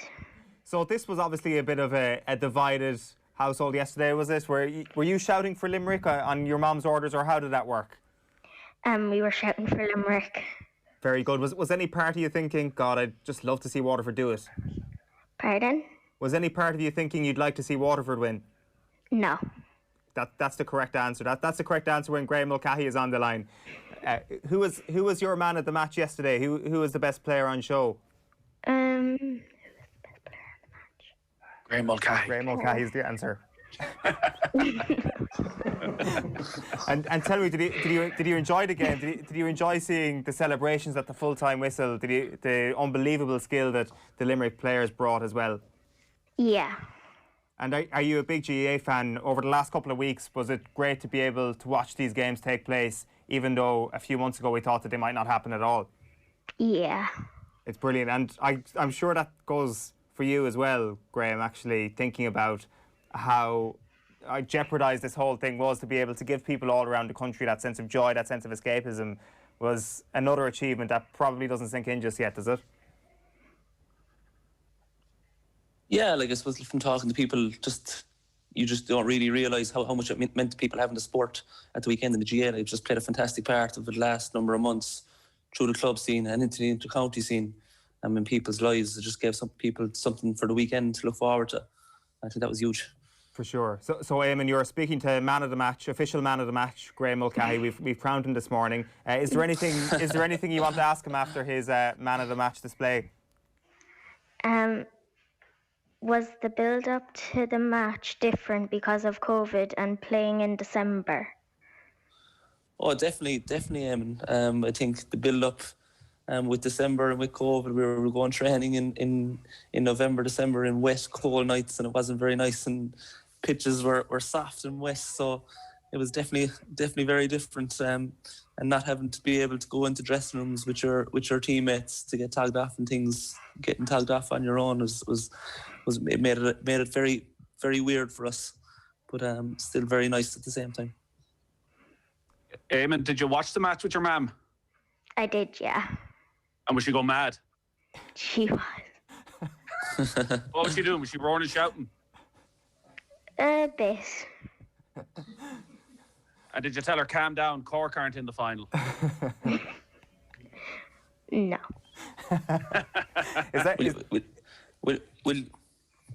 Will you keep shouting for us next year now, Eamon? Not Cork. I will, yeah. That's it. You've pinned the colours to the mast, so it's Limerick for Liam once again next year. Listen, Eamon, it's been great chatting to you. Thanks a million for taking the call. Thank you. All the best. Eamon Corcoran. Have a good Christmas, Eamon. You too. Great stuff there. So Cork for Liam next year, but actually he's turned and he's actually going for Limerick again next year. That is going to be one of the things that dominates the agenda over the next few months, Graham, going back to back again, and how much this Limerick team can actually dominate. You must feel unbelievably confident with the age profile in the team, and I guess how good this last year has been, that this is almost the start again of something brilliant for this team. Yeah, there's a lot of guys in their prime really now, like and obviously with the performances this year, we're obviously going to be hot favourites going into next year, but like as we've seen in 2019, it's very difficult to put back to back with the calibre of teams that are there, the Galways and the Kilkennys and the Tipperarys, and Waterford will certainly be back again. And like there's anyone on any day really can overturn you. So it's a very difficult thing to do, to get back to back, especially in this hurling scene. So we'll relish the challenge, but I think it will be a tough one. You're one of the outlads, Graham, in that squad now. Looking around, tut-tutting, I'd say, with the songs, probably recognising some of them that they're singing and going along with last night. I presume you're going to go back for another few years at it? You don't want to step away from this? Yeah, certainly. No, you couldn't. Like so we waited long enough for a success. So while it's there at the moment, and while we have every chance of it again next year, something you couldn't step away from, certainly. Well, listen, Graham, it's been great chatting to you. Congratulations once again on the brilliant success, and all the best over the next few weeks. Take care. Thanks very much, guys. Bye-bye. Graham O'Cahey there, another of the new All-Ireland winners with Limerick. They're second in 3 years, and what an exciting time to be a Limerick hurling fan. What an exciting time to be a Limerick hurler at the moment, because the future looks very, very bright for them. Just a reminder that we would love to let you know where to donate to help the kids at Children's Health Ireland at Crumlin and all of the children's hospitals in the country. You can go to cmrf.org. That is cmrf.org. We'll be doing the same thing again next Monday on OTB AM after the All-Ireland football final, hopefully bringing the teams that can't go to the hospital in person together with some of the children in the hospital. Nathan, thanks a million for this morning. Cheers, Owen. Will we have you back on before Saturday, before the big one? Oh no, head down, focus on the game, thinking about tactics, not getting carried away. Don't be trying to now tee me up for Friday to come on and say something I regret ahead of the game. It's not going to happen. No hype. This is a great Dublin team. We're just honoured to be there as Mayo people alongside them. We all know the arc of All-Ireland final week, and this comes from somebody who's also been disappointed by Dublin, is the hope will build with the hype the closer you get to Friday. And come Friday night, you'll be 2 glasses of wine in and saying, Mayo are going to end the drought. It is definitely going to happen. Oh no, by Friday night, 11 o'clock, I'll be going, has Brian Fenton actually been tested over the last 5-6 years? Like, stick Aidan O'Shea out in the middle of midfield, dominate him, and we'll take it from there. More of this sort of analysis is coming all week in terms of our build-up to Mayo against Dublin. Enjoy it, Nathan, if I'm not chatting to you. Try your best to enjoy it. Nathan Murphy with us this morning on OTB AM. It'll be Ger and myself back this morning from 7:30 on OTB AM. We're with you every weekday morning from 7:30 to 9:30. A little bit of an extended show this morning, but totally worth it for what we got from the Limerick players and from those in Crumlin as well. We will chat to you tomorrow morning. Bye-bye for now. OTB AM. With Gillette, we don't just play the game, we change it. Gillette, made of what matters.